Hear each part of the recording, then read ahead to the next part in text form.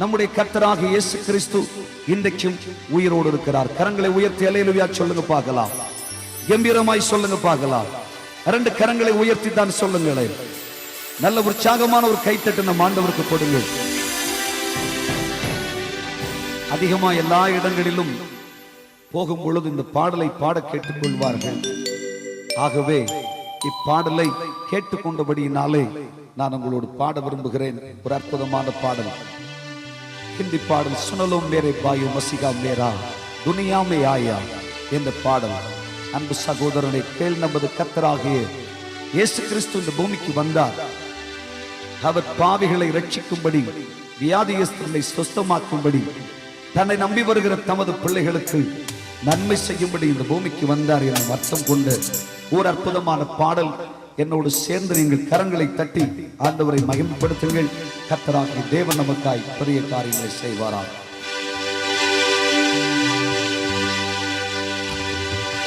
சுனலோ மேரே ஆயோ மசிகா மேரா दुनिया में आया, सुना लो मेरे भाइयों मसीहा मेरा दुनिया में आया, सुना लो मेरे भाइयों मसीहा मेरा दुनिया में आया, सुना लो मेरे भाइयों मसीहा मेरा दुनिया में आया.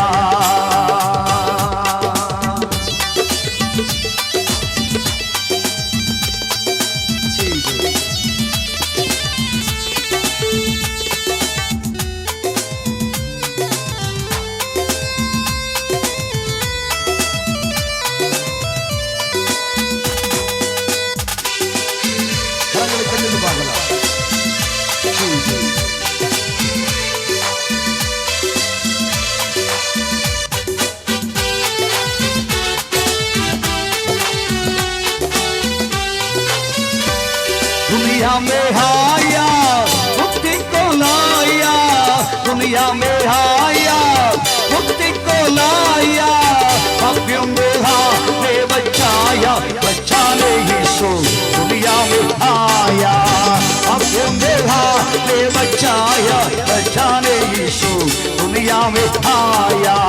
सुना लो मेरे भाइयों मसीहा मेरा दुनिया में आया.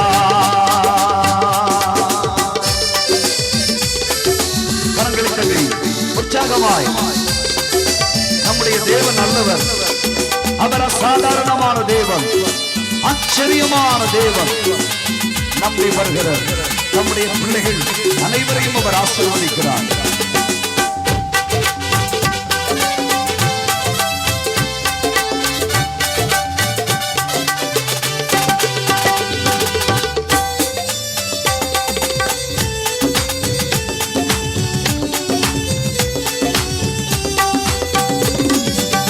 स्वर्गीय पिता एकला बुदा बेटा, स्वर्गीय पिता एकला बुदा बेटा, स्वर्गीय पिता एकला बुदा बेटा, अत्मगबो तुगलाया एलाने यीशु दुनिया में आया, अत्मगबो तुगलाया एलाने यीशु दुनिया में आया.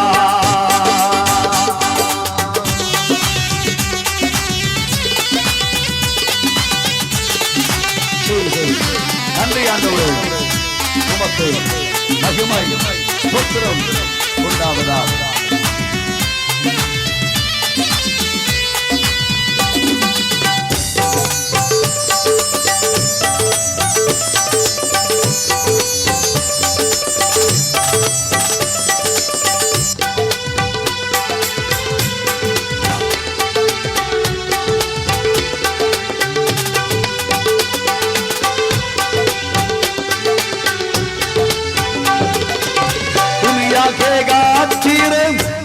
पर सड़ूंगे, दुनिया के गातीरे पुरुषों पर सड़ूंगे,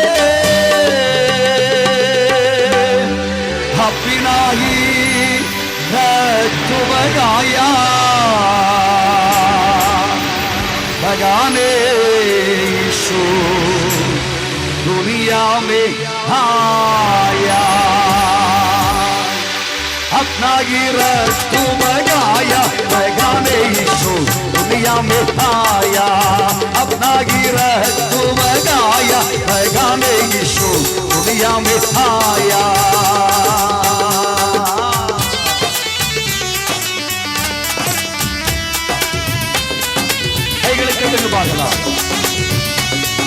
உற்சாகமாய்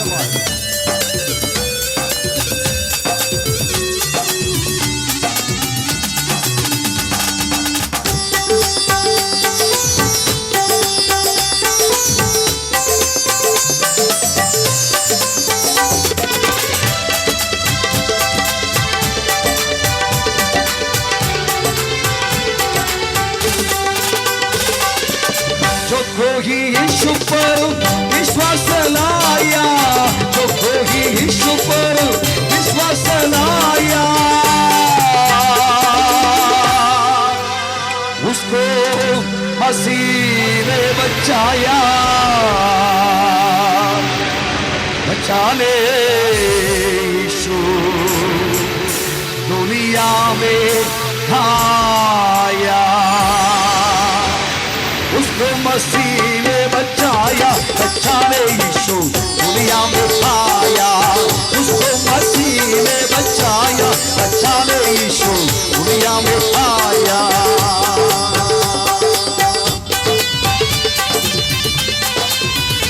आमेन नंदी जीसस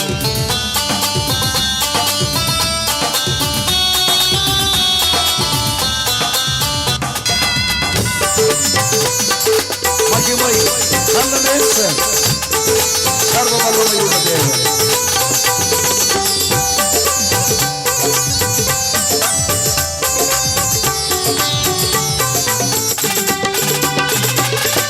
धन्य धन्य यीशु स्वामी गमारे धन्य धन्य यीशु स्वामी गमारे धन्य धन्य यीशु स्वामी गमारे हमको पिता से मिलाया मिलाने यीशु दुनिया में आया हमको पिता से मिलाया मिलाने यीशु दुनिया में आया हमको पिता से मिलाया मिलाने यीशु दुनिया में आया हमको पिता से मिलाया मिलाने यीशु दुनिया में आया हमको पिता से मिलाया मिलाने यीशु दुनिया में आया सुना ले पायो मसीहा मेरा दुनिया में आया सुना लो मेरे पायो मसीहा मेरा दुनिया में आया सुना लो मेरे पायो मसीहा मेरा दुनिया में आया सुना लो मेरे पायो मसीहा मेरा दुनिया में आया सुना लो मेरे पायो मसीहा मेरा दुनिया में आया सुना लो मेरे पायो मसीहा मेरा दुनिया में आया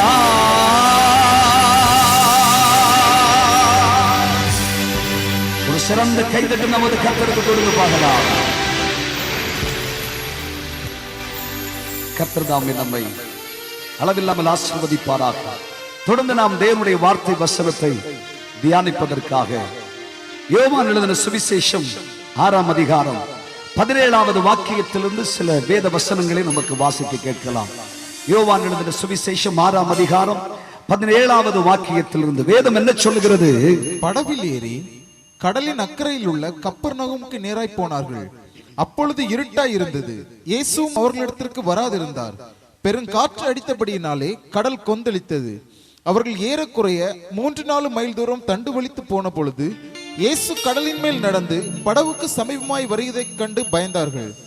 அவர்களை அவர் நோக்கி, நான் தான், பயப்படாதிருங்கள் என்றார். அப்பொழுது அவரை படவில் ஏற்றிக்கொள்ள மனதாய் இருந்தார்கள். உடனே படவு அவர்கள் போகிற கரையை பிடித்தது. மறுநாளில் கடலின் அக்கறையில் நின்ற ஜனங்கள் அவருடைய சீஷர் ஏறின அந்த ஒரே படவு தவிர அங்கே வேறொரு படவும் இருந்ததில்லை என்றும், இயேசு தம்முடைய சீஷருடனே கூட படவில் ஏறாமல் அவருடைய சீஷர் மாத்திரம் போனார்கள் என்றும் அறிந்தார்கள். நம்ம எல்லாரும் கண்களை மூடி நம்முடைய கர்த்தர் நம்மோடு பேசுவதற்காக இப்பண்டிகையின் கடைசி நாளிலே கர்த்தருடைய மகிமை நம்மத்தில் இறங்கி வருவதற்காக நம் ஆண்டவரை நோக்கி பார்க்கலாம். அவர்கள் அவரை நோக்கி பார்த்து பிரகாசம் அடைந்தார்கள். அவர்கள் முகங்கள் வெட்கப்படவில்லை. இந்த ஏழை கூப்பிட்டார், கர்த்தர் கேட்டு அவனை அவன் இடு கண்களுக்கெல்லாம் நீங்களாக்கி ரட்சித்தார். ஆண்டவரே என்னோடு பேசும் என்று நம் ஆண்டவரோடு கேட்கலாம். அவன் நம்மத்தில் இறங்கி வருவார். இன்றைக்கும் தேவனுடைய ஷெக்கினா மகிமை இந்த மைதானம் முழுவதையும் நிரப்பி இருக்கிறது. ஆண்டவரே நீர் என்னை ஆசீர்வதியும் என்று நம் ஆண்டவரோடு கேட்கலாம் தானே. அவர் வந்து நம்மை ஆசீர்வதிப்பார். ஆனந்தமே பரமானந்தமே இயேசு அண்ணலை அண்டினோர்க்கு ஆனந்தமே, இயேசு அண்ணலை அண்டினோர்க்கு ஆனந்தமே. ஆனந்தமே பரமானந்தமே இயேசு அண்ணலை அண்டினோர்க்கு ஆனந்தமே, இயேசு அண்ணலை அண்டினோர்க்கு ஆனந்தமே. ஆனந்தமே பரமானந்தமே இயேசு அண்ணலை அண்டினோர்க்கு ஆனந்தமே, இயேசு அண்ணலை அண்டினோர்க்கு ஆனந்தமே.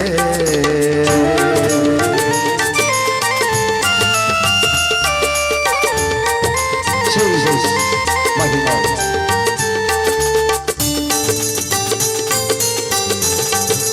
ஆமென்.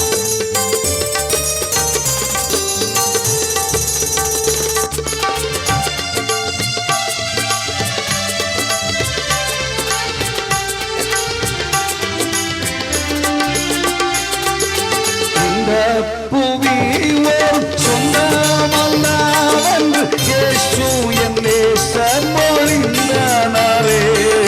இந்த புவி ஓர் சொந்தமல்லவென்று இயேசு என் நேசர் மொழிந்தாரே.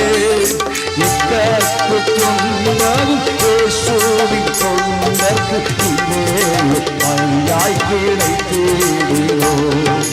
இக்கட்டு துன்பமும் இயேசுவின் தொண்டர்க்கு இங்கே பங்காய் கிடைத்தீரோ. ஆனந்தமே பரமானந்தமே இயேசு அண்ணலை அண்டினோர்க்கு ஆனந்தமே, இயேசு அண்ணலை அண்டினோர்க்கு ஆனந்தமே.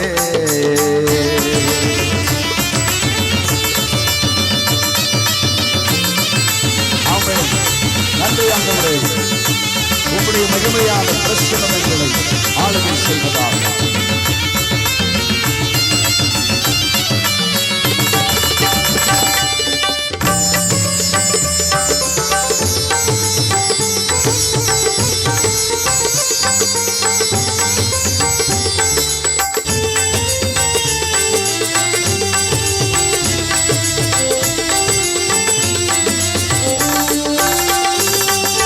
கர்த்தாவே நீரந்தன் காருண்ய தேத்தைய காரணமின்றி கலங்கேனையா. கர்த்தாவே நீரந்தன் காருண்ய தேத்தைய காரணமின்றி கலங்கேனையா. விசுவாசத்தேழையில் தேலோகம் வந்திட தேடிய சுற்றான் பிடித்திடுவே. விசுவாசத்தேழையில் தேலோகம் வந்திட தேடிய சுற்றான் பிடித்திடுவே. ஆனந்தமே பரமானந்தமே இயேசு அண்ணலை அண்டினோர்க்கு ஆனந்தமே, இயேசு அண்ணலை அண்டினோர்க்கு ஆனந்தமே.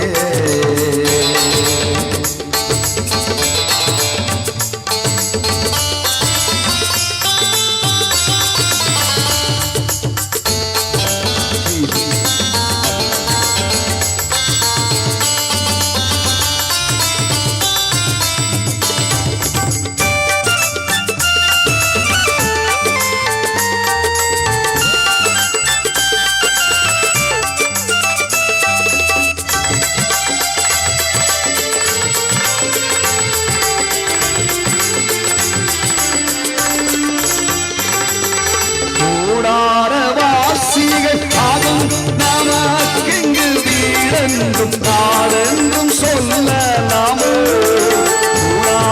வாசிகள் ஆகும் நாமாக்கிங்கு வீடென்றும் நாடென்றும் சொல்லலாமோ கைவேலை அல்லாத வீடொன்றை மேலேதான் செய்வேன் என சொல்லி போகலையோ கைவேலை அல்லாத வீடொன்றை மேலேதான் செய்வேன் என சொல்லி போகலையோ ஆனந்தமே பரமானந்தமே இயேசு அண்ணனோர் ஆனந்தமே இயேசு அண்ணனோர் ஆனந்தமே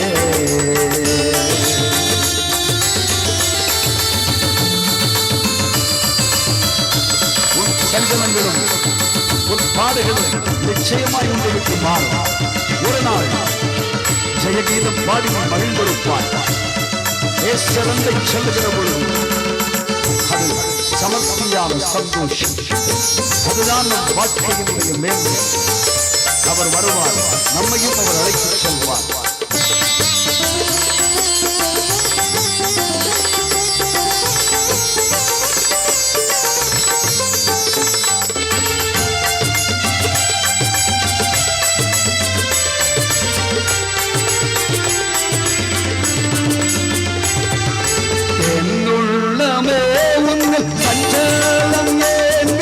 கண்ணீர் பள்ளத்தாக்கல்லோகிது என்னுள்ளமே உன்னில் சஞ்சலம் ஏந்தினாய் கண்ணீர் பள்ளத்தாக்கல்லோகிது சீயோன் நகரத்தில் சீக்கிரம் சென்று நாம் ஜெயகீதம் பாடி மகிழ்ந்திடலாம் சீயோன் நகரத்தில் சீக்கிரம் சென்று நாம் ஜெயகீதம் பாடி மகிழ்ந்திடலாம் ஆனந்தமே பரமானந்தமே இயேசு அண்ணனோர் ஆனந்தமே இயேசு அண்ணனோர் ஆனந்தமே ஆனந்தமே பரமானந்தமே இயேசு அண்ணனோர் ஆனந்தமே இயேசு அண்ணனோர் ஆனந்தமே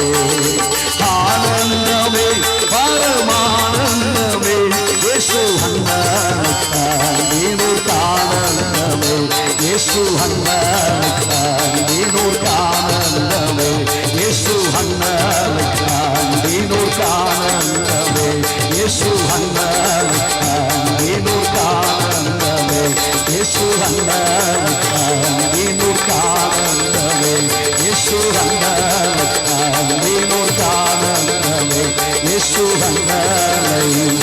அண்ணனோர் ஆனந்தமே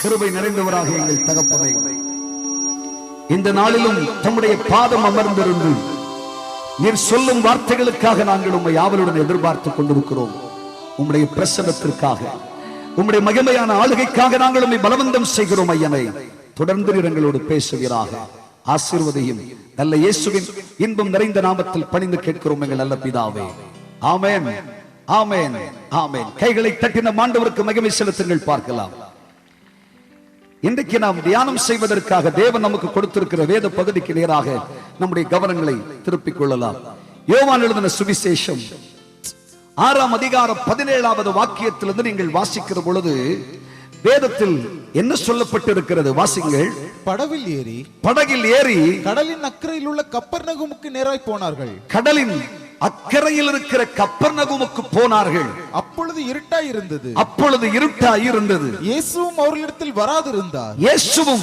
அவர்களோடு வராதிருந்தார் பெரும் காற்று அடித்தபடியினாலே கடல் கொந்தளிக்க ஆரம்பித்தது அவர்கள் ஏறக்குறைய 3-4 மைல் தூரம் தண்டு வலித்து போராடி பார்த்தார்கள் இயேசு கடலின் மேல் நடந்தார் படகுக்கு சமீபமாய் இயேசு வருகிறதை கண்டவர்கள் பயந்தார்கள். அவர்களை அவர் நோக்கி, அவர்களை அவர் பார்த்து, நான் தான், பயப்படாதிருங்கள் என்றார். பயப்படாதிருங்கள் என்று சொன்னார். அப்பொழுது அவரை படகில் ஏற்றுக்கொள்ள மனதாய் இருந்தார்கள். படகில் ஏற்றுக்கொள்வதற்கு மனதாயிருந்தார்கள்.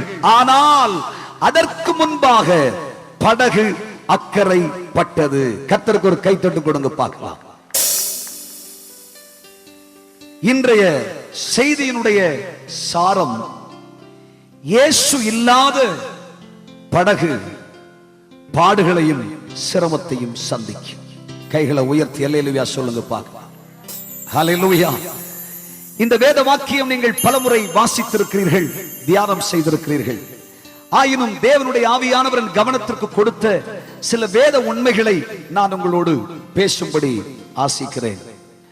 ஆண்டவராகிய கிறிஸ்துவை பற்றி இருந்த சீஷர்கள், இயேசு கிறிஸ்து செய்த சகல அற்புதங்களையும் கண்டவர்கள், இயேசு கிறிஸ்துவின் மேன்மைகளையும் இயேசுவினால் செய்யப்படுகிற சகல உயர்ந்த ஆசிகளையும் தங்கள் கண்களால் பார்த்த சீஷர்கள் இவரை பற்றி பிணைந்து கொண்டே இருந்தார்கள். இவர்கள் ஒரு நாள் அக்கறை போகும்படி இருதயத்தில் விருப்பம் கொண்டு ஒரு சாயங்காலம் ஆன பொழுது இவர்கள் படகிலே பயணப்பட்டார்கள். தேவனுடைய பிள்ளைகளை, படகு என்று சொன்னால் ஒரு மனுஷனுடைய வாழ்வு, ஒரு மனிதனுடைய வாழ்வைத்தான் வேதம் இவ்விதமாய் சித்தரித்திருக்கிறது. தேவனுடைய பிள்ளைகளே, இந்த சீஷர்கள் படகில் ஏறி இவர்கள் அக்கறைக்கு போகலாம் என்று விரும்பினார்கள். அக்கறை என்று சொன்னால் தேவனுடைய ராஜ்யத்தை குறித்து பேசுகிறது. இக்கரை என்று சொன்னால் இந்த பூமியை குறித்து பேசுகிறது. இந்த பூமியில் இருந்து புறப்பட்ட யாத்ரீகர்கள் நீங்களும் நானும். கர்த்தருக்கு ஒரு கைத்தட்டு கொடுங்க பார்க்கலாம். நம்முடைய வாழ்க்கை பயணம் என்று சொல்வது இக்கரையிலிருந்து, இந்த பூமியிலிருந்து புறப்பட்டு ஆண்டவராகிய தேவன் நமக்கு வைத்திருக்கிற உன்னதமான ஒரு ராஜ்யம் இருக்கிறது, அற்புதமான ஒரு தேசம் இருக்கிறது, கை வேலை இல்லாத ஒரு நித்திய வீடு இருக்கிறது அல்லவா? இதற்காகத்தான் பிரயாணப்படுகிறது. சீஷர்கள் என்ன செய்தார்கள்? அவர்கள் இருந்த இக்கரையில் இருந்து அப்புறம் போகலாம், அக்கறைக்கு புறப்பட்டு போகலாம் என்று இவர்கள் பயணப்பட்டார்கள். வேதத்திலே நீங்கள் வாசிக்கும் பொழுது வேதம் சொல்லுகிறது, இயேசு அவர்களோடு வராதிருந்தார். கைகளை உயர்த்தி அல்லேலூயா சொல்லுங்க பார்க்கலாம். கர்த்தருக்கு ஒரு கைத்தட்டு கொடுங்கள். சீஷர்கள் இயேசுவோடு இருந்தவர்கள், இயேசுவின் மேன்மையை அவ்வளவாய் அனுபவித்தவர்கள், இயேசு செய்த அற்புதங்களை கண்ட சீஷர்கள், இந்த இயேசு கிறிஸ்து தங்களோடு இல்லாவிட்டாலும் பரவாயில்லை, நாங்கள் விரும்பிய தேசத்திற்கு போக வேண்டும் என்று பிரயாணப்பட்டு போனார்கள். வேதம் சொல்லுகிறது, கப்பர்நகூமுக்கு இவர்கள் பிரயாணப்பட்டார்களாம். தேவனுடைய பிள்ளைகளே, இந்த கப்பர்நகூமை குறித்து வேதத்திலே நீங்கள் வாசிக்கும் பொழுது மத்தேயு எழுதின சுவிசேஷம் 4ஆம் அதிகாரம் 13வது வசனம் இவ்விதமாய் சொல்லுகிறது. வாசித்து பாருங்கள். நாசரேத்தை விட்டு செபுலோன் நப்தலி எனும் நாடுகளின் செபுலோன் நப்தலி என்கிற நாடுகளின் எல்லை வரைக்கும் கடற்கரைக்கு அருகான கப்பர்நகூமில் வந்து வாசம் பண்ணினார். கடற்கரைக்கு அருகாமையில் இருக்கிற கப்பர்நகூமில் இயேசு வந்து வாசமாய் இருந்தார். படிங்க. கடற்கரை அருகிலும் யோர்தானுக்கு அப்புறத்திலும் உள்ள செபுலோன் நாடு, யோர்தானுக்கு அப்புறத்தில் இருந்த செபுலோன் நாடும் நப்தலி நாடுமாகிய புறஜாதிகளுடைய கலிலேயாவிலே இருளில் இருக்கும் ஜனங்கள், இருளில் இருக்கிற ஜனங்கள் பெரிய வெளிச்சத்தை கண்டார்கள். கப்பர்நகூம் சாதாரணமான ஒரு தேசம் அல்ல. இந்த கப்பர்நகூம் என்று சொல்வது, கர்த்தராகிய இயேசு ஒரு நாள் கப்பர்நகூமுக்கு போயிருந்தார். இயேசு இந்த கப்பர்நகூமில் உட்கார்ந்து அவர் தன்னுடைய மகிமையை வெளிப்படுத்துகிறார். இந்த தேசம் இயேசுவின் மகத்துவத்தை காண்கிறது. அந்த தேசம் மட்டுமல்ல, அந்த தேசத்தை சுற்றி இருந்த அத்தனை தேசங்களிலும் இயேசுவின் வல்லமை புறப்பட்டு போயிற்று. இயேசுவின் வெளிச்சம் உதித்தது. அந்தகார இருளில் இருந்த ஜனங்கள் ஆச்சரியமான கிறிஸ்துவின் வெளிச்சத்தை கண்டார்கள். இப்படி இயேசுவின் மகத்துவத்தை கண்டறிந்த கப்பர்நகூம் மட்டுமல்ல, வேத புஸ்தகத்தில் வாசித்து பாருங்கள். மத்தேயு எழுதின சுவிசேஷம் 11ஆம் அதிகாரம் 23ஆம் வாக்கியத்திலே நீங்கள் வாசிக்கிற பொழுது வேதம் என்ன சொல்லுகிறது? வாசிங்கள். வானபரியந்தம் உயர்த்தப்பட்ட கப்பர்நகூம், வானபரியந்தம் உயர்த்தப்பட்ட கப்பர்நகூமே, நீ பாதாள பரியந்தம் நீ தாழ்த்தப்படுவாய். பாதாள பரியந்தம் தாழ்த்தப்படுவாய். கப்பர்நகும் சாதாரணமான ஒரு தேசம் அல்லவே, வானபரியந்தம் உயர்த்தப்பட்ட அற்புதமான ஒரு தேசம். வானளாவிய நன்மைகள் அங்கிருந்தது, உயர்வும் ஆசீர்வாதங்களும் திரட்சியாயிருந்தது. காரணம் என்ன? இயேசு வந்த அற்புதமான தேசம் அது. கர்த்தருக்கு ஒரு கைத்தட்டு கொடுங்க பார்க்கலாம். ஆண்டவராகி கிறிஸ்து கால் வைத்த தேசம் அது. ஆகையால் கப்பர்நகும் வானபரியந்தம் உயர்த்தப்பட்டது. எண்ணிலடங்காத நன்மைகள், ஆசீர்வாதங்கள், மேன்மைகள், உயர்வுகள், சம்பத்துகள், சம்பிரயங்கள் கப்பர்நகூமிலே இருந்தது. தேவனுடைய பிள்ளைகளை, வேத வசனத்தில் வாசிக்கும் பொழுது இந்த கப்பர்நகூம் இப்படி மேன்மையும் ஐஸ்வர்யமும் நன்மையும் கனமும் உயர்வும் சம்பிரய சந்தோஷம் பெற்றிருந்தாலும் இந்த கப்பர்நகூமின் மக்களினுடைய இருதய நிலை என்ன தெரியுமா? வேதம் சொல்கிறது, வாசிக்க கேளுங்கள். மத்தேயு எழுதின சுவிசேஷம் 8ஆம் அதிகாரம் 5, 7, 8 வசனங்களை வாசிக்கிற பொழுது வேதம் என்ன சொல்கிறது? இயேசு கப்பர்நகூமில் பிரவேசித்த போது, இயேசு கப்பர்நகூமில் பிரவேசித்த பொழுது நூற்றுக்கு அதிபதி ஒருவன் அவரிடத்தில் வந்து, நூற்றுக்கு அதிபதியான ஒரு மனுஷன் இயேசுவினிடத்தில் வந்தான். ஆண்டவரே, ஆண்டவரே, என் வேலைக்காரன் வீட்டிலே திமிர்வாதமாய் கிடந்து, என் வேலைக்காரன் வீட்டிலே திமிர்வாதமாய் கிடந்து கொடிய வேதனைப்படுகிறான் என்று அவரை வேண்டிக் கொண்டான். கொடிய வேதனைப்படுகிறான் என்று அவரை வேண்டிக் கொண்டான். அதற்கு இயேசு சொன்னார், நான் வந்து அவனை சொஸ்தமாக்குவேன் என்றார். நான் உன் வீட்டிலே வந்து அவனை சொஸ்தமாக்குவேன் என்று சொன்னார். நூற்றுக்கு அதிபதி பிரதியுத்தரமாக, நூற்றுக்கு அதிபதி என்ன பதில் சொன்னான் தெரியுமா? ஆண்டவரே, ஆண்டவரே, நீர் என் வீட்டுக்குள் பிரவேசிக்க நான் நீர் பாத்திரன் அல்ல. என் வீட்டிற்கு வரக்கூடாது. கர்த்தருக்கு ஒரு கைத்தட்டு கொடுங்க. கப்பர்நகூமினுடைய மக்களுடைய மனநிலை என்ன தெரியுமா? இயேசு கொடுக்கிற சுகம் வேண்டும், இயேசு கொடுக்கிற ஆசீர்வாதம் வேண்டும், இயேசுவினால் வருகிற நன்மை வேண்டும், இயேசுவினால் வருகிற சகல மேன்மைகளும் கிடைக்கப்பெற வேண்டும். ஆனால் இயேசு வீட்டுக்கு மாத்திரம் வந்துவிடக் கூடாது. ஹல்லேலூயா. கப்பர்நகூமினுடைய மக்களின் மனநிலை அது. இப்படிப்பட்ட கப்பர்நகூமுக்கு சீஷர்கள் இயேசு இல்லாதிருந்தும் இவர்கள் படகிலே பயணப்பட்டு போனார்கள். இந்த சீஷருடைய சிந்தை என்ன சொல்லி இருக்க வேண்டும்? கப்பர்நகூமை பார்க்கிலும் ஒரு பெரிய பொக்கிஷம் கர்த்தராகிய இயேசு, கப்பர்நகூமை பார்க்கிலும் ஒரு பெரிய மேன்மை கர்த்தராகிய இயேசு. ஆகவே இயேசுவை விட்டு போகக்கூடாது என்றெல்லாம் சொல்லி இருக்க வேண்டும். ஆனால் இந்த சீஷர்களின் இருதயம் சொல்லிட்டு, பரவாயில்லை, இயேசு வராவிட்டால் என்ன, இயேசு நம்முடைய படகில் இல்லாவிட்டால் என்ன, இயேசு நம்மோடு இல்லாதிருந்தாலும் பரவாயில்லை, நாம் கப்பர்நகூமுக்கு போவோம். சீஷர்களின் இருதயம் எல்லாம் கப்பர்நகூமில் இருந்த உயர்வையும் கனத்தையும் உலக பிரகாரமான நன்மைகளையும் பூமிக்குரிய செல்வங்களை பற்றிய சிந்தையிலே இருந்தது.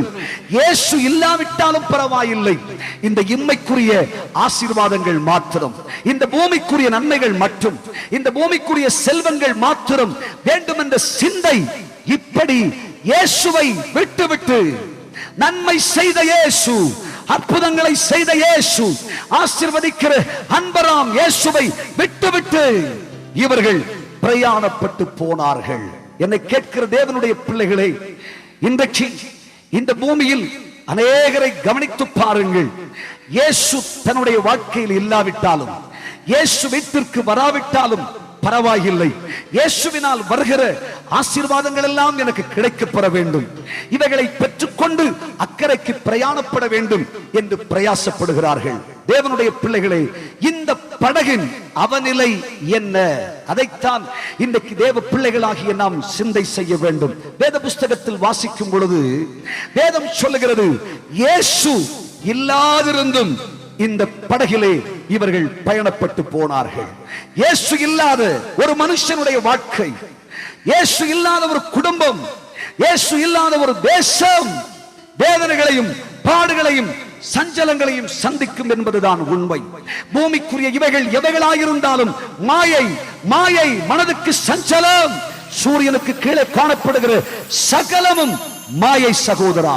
பூமியிலே காணப்படுகிற சுபிட்சமான நன்மைகளையும் சம்பிரயமான ஆசீர்வாதங்களையும் பூமிக்குரிய செல்வங்களையும் நம்பி இவைகள் மாத்திரம் எனக்கு போதும், இயேசு எனக்கு வேண்டாம் என்று சொல்லிவிட்டு பூமிக்குரிய நன்மைகளை குறித்த சிந்தையோடு கூட இம்மைக்குரிய ஆசீர்வாதங்கள் மாத்திரம் என்று கிறிஸ்தவத்திலே உன் காலடிகளை வைத்திருப்பாய் என்றால், இன்னைக்கு நீ புரிந்து வைத்திருக்கிற கிறிஸ்தவ போர்வையை விட்டு வெளியே வா என்று உன்னை அழைக்கிறேன். இயேசு இல்லாவிட்டாலும் பரவாயில்லை, இயேசுவோடு இசைந்த ஆசீர்வாதங்கள் என்று இருதயத்தில் எண்ணம் கொண்டு நீ பிரயாணப்பட்டிருக்கிறாய் என்று சொன்னால், உன் பிரயாணம் நல்லதல்ல, உன் பிரயாணம் தோல்வியிலே முடிந்துவிடும்.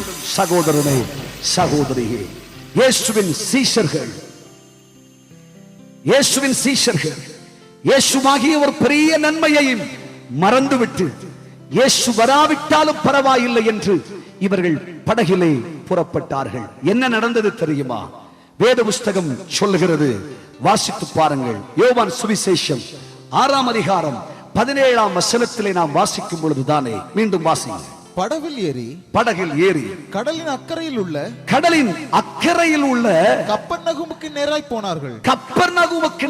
போனார்கள். அப்பொழுது இருட்டாய் இருந்தது. அப்பொழுது முதலாவது அவர்களை சந்தித்த கொடிய வேதனை நீங்காத ஒரு இருள் அவர்களை சந்தித்தது.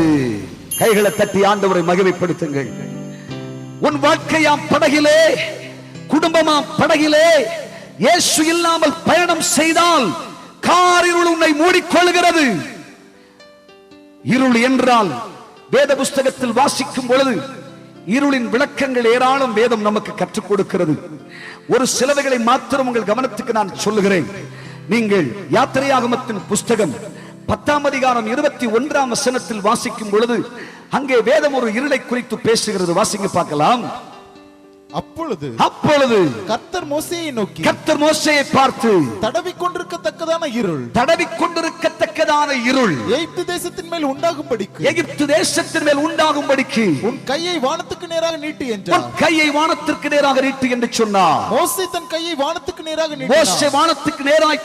நீட்டின பொழுது அப்பொழுது எகிப்து தேசம் முழுவதும் 3 நாள் மட்டும் காரிருள்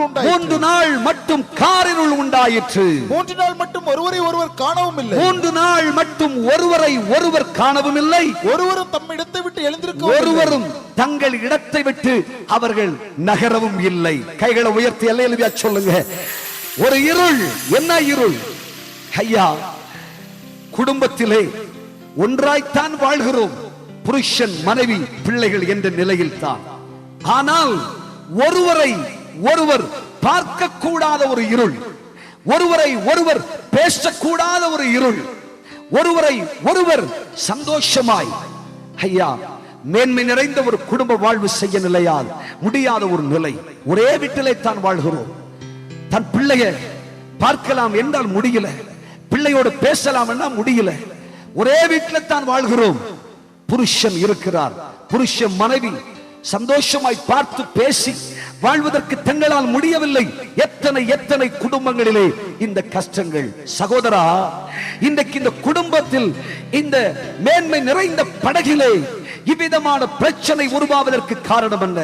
இந்த காரிருள் உன்னை மூடிக்கொள்ள காரணம் என்ன? உன் புருஷனோடு மனைவியோடு பிள்ளைகளோடு சந்தோஷ சமர்த்தியாய் ஒரு ஆசீர்வாதமான குடும்ப வாழ்க்கை செய்ய முடியாமல் இன்றைக்கு சின்ன பின்னமாய் வேதனை, வீடு என்றாலே நரகம் என்ற நிலைக்கு நீ வந்திருக்கிறாய். கஷ்டமும் கண்ணீரும் இருக்கிறது. பிள்ளைகளை பார்த்தால் வேதனை, புருஷ மனைவியை பார்த்தால் அவ்வளவு வேதனை கஷ்டம். ஒருவரை ஒருவர் பார்த்தால் நேச பாச பரிவு இன்றி துக்கத்தின் நிலை என் குடும்பத்திலே. ஒவ்வொரு நாளும் என் குடும்பத்தில் வேதனை நிரம்பி இருக்கிறது. காரணம் என்ன? உன் படகு இந்த இருளை சந்திக்க காரணம் இயேசு உன்னோடு கூட வராதிருக்கிறார்.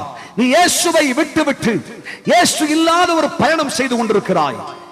இயேசு இருக்கிறார், இயேசுவை அறிந்திருக்கிறேன், இயேசுவின் சீஷனாய் இருக்கிறேன், கிறிஸ்தவ வாழ்க்கைத்தான் வாழ்கிறேன், இயேசுவை பற்றி நன்றாக தெரியும் என்றெல்லாம் உனக்கு சொல்ல முடியும். ஆனால் உன் படகிலே இயேசு இல்லை. ஆகையால் காரிருள் உன்னை மூடிக்கொண்டிருக்கிறது. மட்டுமல்ல, வேதம் என்ன சொல்லுகிறது? 91ஆம் சங்கீதத்திலே 6வது வாக்கியத்தை நீங்கள் வாசித்து பாருங்கள். வேறொரு இருளை குறித்து வேதம் சொல்லுகிறது. படிங்க பார்க்கலாம். இருளில் நடமாடும் கொள்ளை நோய். இன்றைக்கு இயேசு அற்று போனபடியினாலே சமர்த்தியாய் வாழ வேண்டிய அநேக குடும்பங்களிலே கொள்ளை நோய்கள் தீராத வியாதி பலவீனங்கள், இதுவும் இருளுக்கு சமானமாய்த்தான் இருக்கிறது. நீங்காத வியாதிகள், நீங்காத கஷ்டங்கள் இன்றைக்கு குடும்பங்களிலே, மருத்துவர்களால் கைவிடப்பட்ட கொடிய வியாதிகளினால் குடும்பங்கள் இன்றைக்கு துயரங்களை பாடுகளையும் அனுபவித்துக் கொண்டிருக்கிறது அல்லவா? ஏன் இந்த படகிற்கு இப்படிப்பட்ட ஒரு அவநிலை உண்டாக காரணம் என்ன? கப்பர்நகூம் தான் பெரிதென்றிருக்கிறது. கப்பர்நகூமின் வானளாவிய நன்மைகளை எதிர்பார்த்துக் கொண்டு இயேசுவை விட்டு நீ பயணம் செய்து கொண்டிருக்கிறாய்.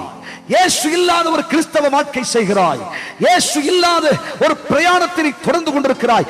ஆகையால் தீராத வியாதி, தீராத கஷ்டம், நிம்மதி கேடுகள், சம்பாதிக்கிற பணமெல்லாம் பொத்தலான பயிரிடுகிறது போல் போகிறது. குடும்பத்தில் நிம்மதியே கிடையாது. வியாதி வியாதி வியாதி என்று காலை முதல் மாலை வரைக்கும் மருத்துவமனை தான். எப்ப பார்த்தாலும் இரவு நேரங்கள் வருகிற பொழுது வியாதியின் கொடுமை சகிக்க முடியல. வியாதியின் அகோரங்களினாலே சிரமப்பட்டுக் கொண்டிருக்கிறாய். இப்படி இருள் அநேக குடும்பங்களை, மனுஷனுடைய வாழ்க்கையை மூடிக்கொண்டிருக்கிறது. மட்டுமல்ல, வேத புஸ்தகம் சொல்லுகிறது, 23ஆம் சங்கீதம் 4வது வாக்கியத்தை வாசித்து பாருங்கள் சீக்கிரமாய்.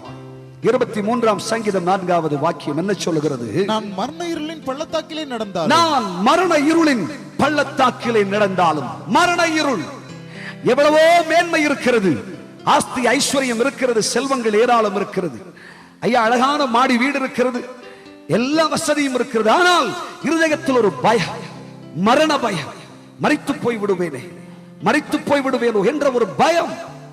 தூங்குடா, தூக்கு வரல, நிம்மதியா வாழ முடியல, ஆகாரத்தை எடுத்தா புசிக்க முடியல, பயம், செத்து போயிருவோம், படுத்தால் சமாதானமான நித்திரை இல்லை, கலக்கங்கள், கஷ்டங்கள், வேதனைகள். ஏன் இந்த இருள் உன்னை மூடிக்கொள்ள காரணம்? என்னை கேட்கிற தேவனுடைய பிள்ளையே, இயேசு இல்லாத ஒரு பயணம் நீ செய்து கொண்டிருக்கிறாய். இன்றைக்கும் கர்த்தராகிய தேவன் இந்த பண்டிகையின் கடைசி நாளிலே கர்த்தரை நம்பி வந்திருக்கிற தம்முடைய ஜனமாகி உங்களோடு பேசுகிறார்.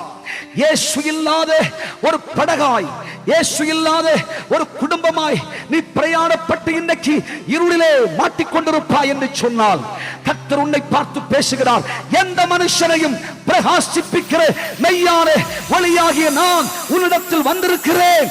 இன்றைக்கே உன்னிலே வெளிச்சம் உதிப்பதாக. உன் இருள் உன்னை விட்டு மாறும், உன் காரிருள் உன்னை விட்டு நீங்கி போகும். உன் படகை சந்தித்திருக்கிற இருளின் பயங்கரங்களை, குடும்பத்தில் இருக்கிற சமாதான கேடுகள் ஆயிருக்கட்டும், கடன் பிரச்சனைகள் ஆயிருக்கட்டும், கஷ்டங்கள் ஆயிருக்கட்டும், வியாதிகள் ஆயிருக்கட்டும், பலவீன நோவுகளாக இருக்கட்டும், மரண பயங்களாக இருக்கட்டும், எதுவோ உன் குடும்பத்தை இன்றைக்கு அழித்துக் கொண்டிருக்கிறதான பொல்லாத இருள் என்று பேசுகிற இந்த சக்தியிலிருந்து அருமை கர்த்தராகிய தேவனுடைய விடுதலையாக்குகிறார். உன்மேல் கர்த்தராகிய இயேசு என்கிற வெளிச்சம் உதிக்கிறது. அவர் தமது திருமுகத்தை உன்மேல் பிரகாசிப்பிக்க பண்ணுகிறார். அவர்கள் அவரை நோக்கி பார்த்து பிரகாசம் அடைந்தார்கள். அவர்கள் முகங்கள் வெட்கப்படவில்லை. நல்ல கைத்தட்ட ஆண்டவருக்கு கொடுங்க பார்க்கலாம். நீ இந்த வெளிச்சத்தை கேட்டு வாங்கு. இந்த வெளிச்சம் எனக்கு வேண்டும் என்று சொல்லு. இந்த வெளிச்சம் என்னிலே உதிக்க வேண்டும் என்று சொல்லு. வெளிச்சமாம் இயேசு கிறிஸ்து என்னிலும் என் குடும்பத்திலும் பிரகாசிக்க வேண்டும் என்று இன்னைக்கு பலவந்தம் செய்வாய் என்று சொன்னால், ஆண்டவராகிய இயேசு என்கிற வெளிச்சம் உன்னிலே உதிப்பார். ஆமென் சொல்லுவீர்களா? கர்த்தருக்கு ஒரு கைத்தட்டு கொடுப்பீர்களா? இப்படி இயேசுவை விட்டு கப்பர்நகூமுக்கு புறப்பட்டதான சீஷர்களின் படகு இருளை சந்தித்தது. இரண்டாவதாக வேதம் என்ன சொல்லுகிறது? நீங்கள் வாசித்து பாருங்கள். 6ஆம் அதிகாரம் 18வது வாக்கியம் என்ன சொல்லுகிறது? பெரும் காற்று அடித்தபடியினாலே, பெரும் காற்று அடித்தபடியினாலே கடல் கொந்தளித்தது. கடல் கொந்தளிக்க ஆரம்பித்தது. தேவனுடைய பிள்ளைகளே, இன்னைக்கு இயேசு படகில் இல்லாததினாலே நன்றாய் கவனியுங்கள். நம்முடைய பிரயாணத்தில் எதிர்பாராத காற்று வீசிற்று. புயல் காற்றின் பயங்கரங்கள் குடும்பத்தை கொள்ளை கொண்டு போகிறது. எதிர்பாராத நஷ்டங்கள், எதிர்பாராத கஷ்டங்கள், குடும்பத்திற்கு எதிராய் வீசுகிற பயங்கரமான புயல். அதனால் கடல் கொந்தளிக்கிறது. வாழ்க்கையிலே நிம்மதி இல்லை, வாழ்க்கையிலே சமாதானம் இல்லை, மிதமான ஒரு பயணம் இல்லை. நித்தமும் கண்ணீரோடு, துயரத்தோடு, பாடுகளோடு, வேதனையோடு தான் உன் வாழ்க்கை சென்று கொண்டிருக்கிறது. தேவனுடைய பிள்ளையே, இன்றைக்கு இந்த கடல் கொந்தளிக்க காரணம் என்ன? ஒன்றாவது இயேசு. இயேசு இயேசு உன் படகிலே இல்லை. என்னை கேட்கிற தெய்வ பிள்ளையே, இரண்டாவதாக உன் கடல் கொந்தளிக்க காரணம் என்ன? உன் வாழ்க்கை பயணத்திலே இப்படிப்பட்ட எதிர்பாராத நஷ்டங்களும் கஷ்டங்களும் உன் படகுக்கு எதிராய் வருவதற்கு காரணம் என்ன? ஆண்டவர் உனக்கு சொன்ன தேசத்திற்கு நீ போகாது.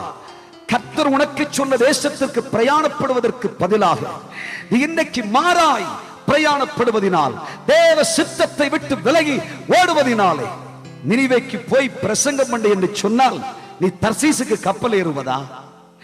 நீ அக்கறையாய் தேவ ராஜ்யத்துக்கு போ என்ற மகிமையின் செய்தி உனக்கு சொல்லப்படும் பொழுது அதையும் விட்டுவிட்டு கப்பர்நகூமுக்கு செல்வதா? தேவன் சொந்த ராஜ்யத்தின் மேன்மையை அறியாது, அவைகளை கேளாது தேவ சித்தத்திற்கு நீ விலகி ஓடுவதினாலே இன்றைக்கு வாழ்க்கையிலே நிம்மதி இல்லை. கடல் கொந்தளிக்கிறது, படகு அமளத்தக்கதான வேதனை. என்ன நடக்குமோ? மரணம் வந்துவிடுமோ? படகு அழிந்து போய்விடுமோ என்கிற வேதனை உனக்குள்ளே. தேவ பிள்ளையே, இன்றைக்கும் அநேகர் உங்கள் வாழ்க்கை களத்திலே, உங்கள் வாழ்க்கை பயணத்திலே இவ்வித சிரம கஷ்டங்களை அனுபவித்துக் கொண்டு, ஏன் என்னுடைய கடல் கொந்தளிக்கிறது, என் படகு மிதமுள்ள பயணம் செய்யாததற்கு காரணம் என்ன என்று அறியாது திகைத்துக் கொண்டு சிரம காலத்தை சுமந்து வந்திருக்கிற தேவ பிள்ளையே, உன்னோடு கர்த்தர் பேசுகிறார். இந்த புயல் காற்றை, இந்த கொந்தளிப்பை அடக்குவதற்கு வேறு யாராலும் முடியாது. ஒரே ஒருவர் மாத்திரமே, உன்னையும் என்னையும் சிருஷ்டித்தவராகிய கர்த்தராகிய இயேசு மாத்திரமே. அவராலே அன்றி வேறொருவராலும் ரட்சிப்பு இல்லை. அவராலே அன்றி வேறொருவராலும் உனக்கு விடுதலை இல்லை. இந்த இயேசுவாலேயே அன்றி உன் குடும்பத்தில் சமாதானம் இல்லை. இந்த இயேசுவாலேயே அன்றி உனக்கு நிம்மதியும் இல்லை, சமாதானமும் இல்லை. எங்கே ஓடினாலும், எந்த புண்ணிய திருத்தலத்தில் போய் மண்டியிட்டாலும் ஆகாத நண்பனே, இந்த இயேசுவின் படகுக்கு வர வேண்டும். இந்த இயேசுவின் வாழ்க்கையில் வர வேண்டும். கடல் கொந்தளித்துக் கொண்டிருக்கிறதே, என் படகு இப்பொழுது படும் வேதனையை சிந்திக்கிற பொழுது யாராலும் சொல்லி மிகையாகாது. அவ்வளவாய் என் வாழ்க்கையில் சிரமங்கள். இந்த சூழ்நிலையில் இயேசு என்ன செய்தார் தெரியுமா? மனுஷன் படுகிற வேதனை, சீஷர்கள் அனுபவிக்கிற சிரமங்களை கண்டு வேதம் சொல்கிறது. தொடர்ந்து வாசிக்க பார்க்கலாம். அவர்கள் ஏறக்குறைய 3-4 மைல் தூரம் தண்டுவலித்து போன பொழுது இயேசு கடலின் மேல் நடந்து வந்தார். இன்றைக்கு கடல் கொந்தளிக்கிற பொழுது அநேகர் 3-4 மைல் தூரம் மட்டும் தண்டுவலித்து பார்க்கிறார்கள். தங்களுடைய சக்தியை, தங்களுடைய ஞானத்தை பயன்படுத்தி, தங்களுக்கு இருக்கிற பலனை எல்லாம் பயன்படுத்தி பார்க்கிறார்கள். எப்படியாகலும் தப்புவித்து விடலாமா? தங்களுடைய அறிவு சாமர்த்தியங்களை பயன்படுத்தி பார்க்கிறார்கள். இந்த பிரச்சனைக்கு பரிகாரம் வந்து விடுமா? எப்படியாகிலும் இதற்கு ஒரு தீர்வு வந்து விடுமா?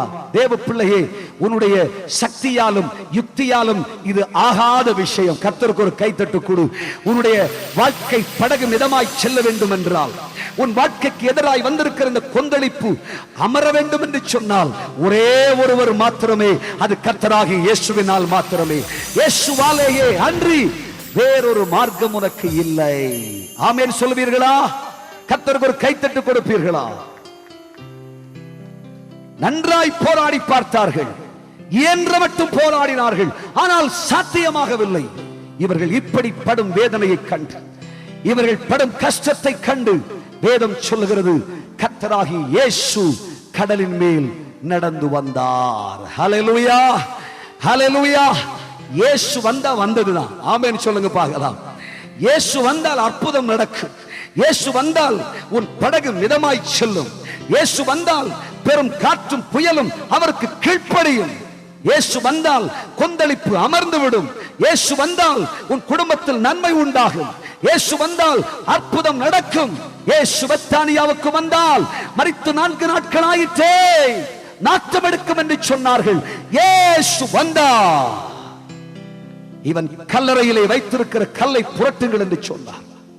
ஒரே ஒரு வார்த்தை, லாசருவே வெளியே வா என்றார். ஒரே வார்த்தை தான், மரித்தவன் உயிரோடு எழுந்தார். இயேசு வந்தால் மரித்தவன் உயிரோடு எழுந்திருப்பான். இயேசு வந்தால் அக்குடும்பத்திற்கு ரட்சிப்பு உண்டாகிவிடும். லூக்கா சுவிசேஷம் 19 பாவி என்று அழைக்கப்பட்ட மனுஷனின் வீட்டுக்கு இயேசு வந்தார். சொல்கிறது, ஆண்டவராகிய கிறிஸ்து வந்தவுடனே நீ அப்ரஹாமின் குமாரன் என்று சொல்லப்படும் பாக்கியம் அவனுக்கு உண்டாயிற்று. இயேசு பட்டணத்தில் பிரவேசித்த பொழுது, நாயின் ஊரிலே இயேசு கடந்து சென்ற பொழுது ஒரு பெரிய கூட்டம். அதற்கு முன்னால் ஒரு தாய் மாரடித்து புலம்பிக் கொண்டே வருகிறாள், அழுது கொண்டே வருகிறாள், கண்ணீர் வடித்து வேதனையோடு கூட உரத்த சத்தமிட்டு, ஐயோ என் நம்பிக்கை போயிற்றே, நான் நம்பியிருந்த நம்பிக்கையும் அற்று போயிற்றே என்று சொல்லி அழுது கொண்டு வருகிறாள். ஏங்கி ஏங்கி அழுகிறாள், மாரடித்து புலம்பி அழுகிறாள். காரணம் என்ன தெரியுமா? தனக்கு ஒரே ஒரு பிள்ளை, அவன் மரித்து போனான். அவனை பாடையிலே சுமந்து கொண்டு வருகிறார்கள். இவளால் வேதனையை சகிக்க முடியவில்லை. நான் வைத்திருந்த ஒரே, அதுவும் என் வாழ்க்கை விட்டு போயிற்று. இன்னைக்கு அநேகர் இப்படி தேவ சமூகத்தில் அழுது கொண்டிருக்கிறீர்கள் அல்லவா?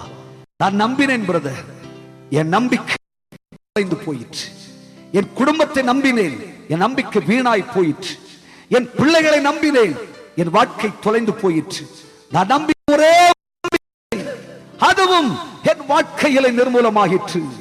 இன்றைக்கு சகலமும் தொலைந்து போய் உன் நம்பிக்கையற்று, ஐயா எனக்கு நம்பிக்கையாய் இந்த பூமியில் யார் உண்டு என்று வேதனையும் கண்ணீருமாய் புறப்பட்டு வருகிற உனக்கு சொல்கிறேன், நாயின் ஊரிலே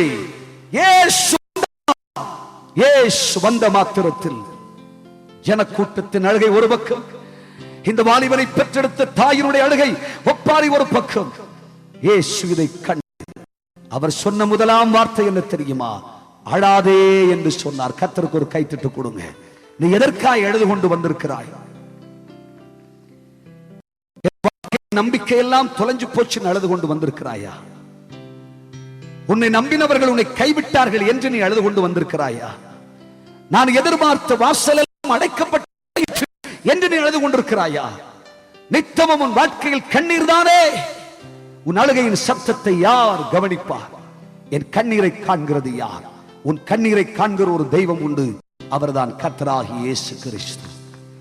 அவர் கண்ணீரை காண்கிற தெய்வம். ஆகா, தன் பிள்ளை சாக கொடுக்கும் நிலையிலே வேதனைப்பட்டு அழுகிறாள். ஐயோ என் பிள்ளையின் சாவை நான் பார்ப்பது எப்படி என்று அழுது கொண்டிருக்கிறாள். அழுத ஆகாரின் கண்ணீர்கள் தேவனை இந்த பூமிக்கு திரும்பி வரச் செய்தது. அவர் சிங்காசனத்தை அசைத்தது. இன்றைக்கும் இழப்பை சந்தித்து, ஏமாற்றங்களை சந்தித்து, கஷ்டங்களையும் பாடுகளையும் சகித்துக் கொண்டு, வேதனைகளை சுமந்து, அழுகையும் கண்ணீருமாய் பிரயாணப்படுகிற தேவ பிள்ளையே, உன் கண்ணீரை கர்த்தராகிய இயேசு துடைக்கிறார். அவர் சொன்னார், அழாதே என்று சொல்லி அந்த வாலிபனை சுமந்து வந்த பாடையை அவர் தொட்டார். மரித்தவன் உயிரோடு எழுந்தார். கைகளை தட்டி ஆண்டவரை மகிமைப்படுத்து. இயேசு வந்தால் வாலிபன் உயிரோடு எழுந்திருப்பான்.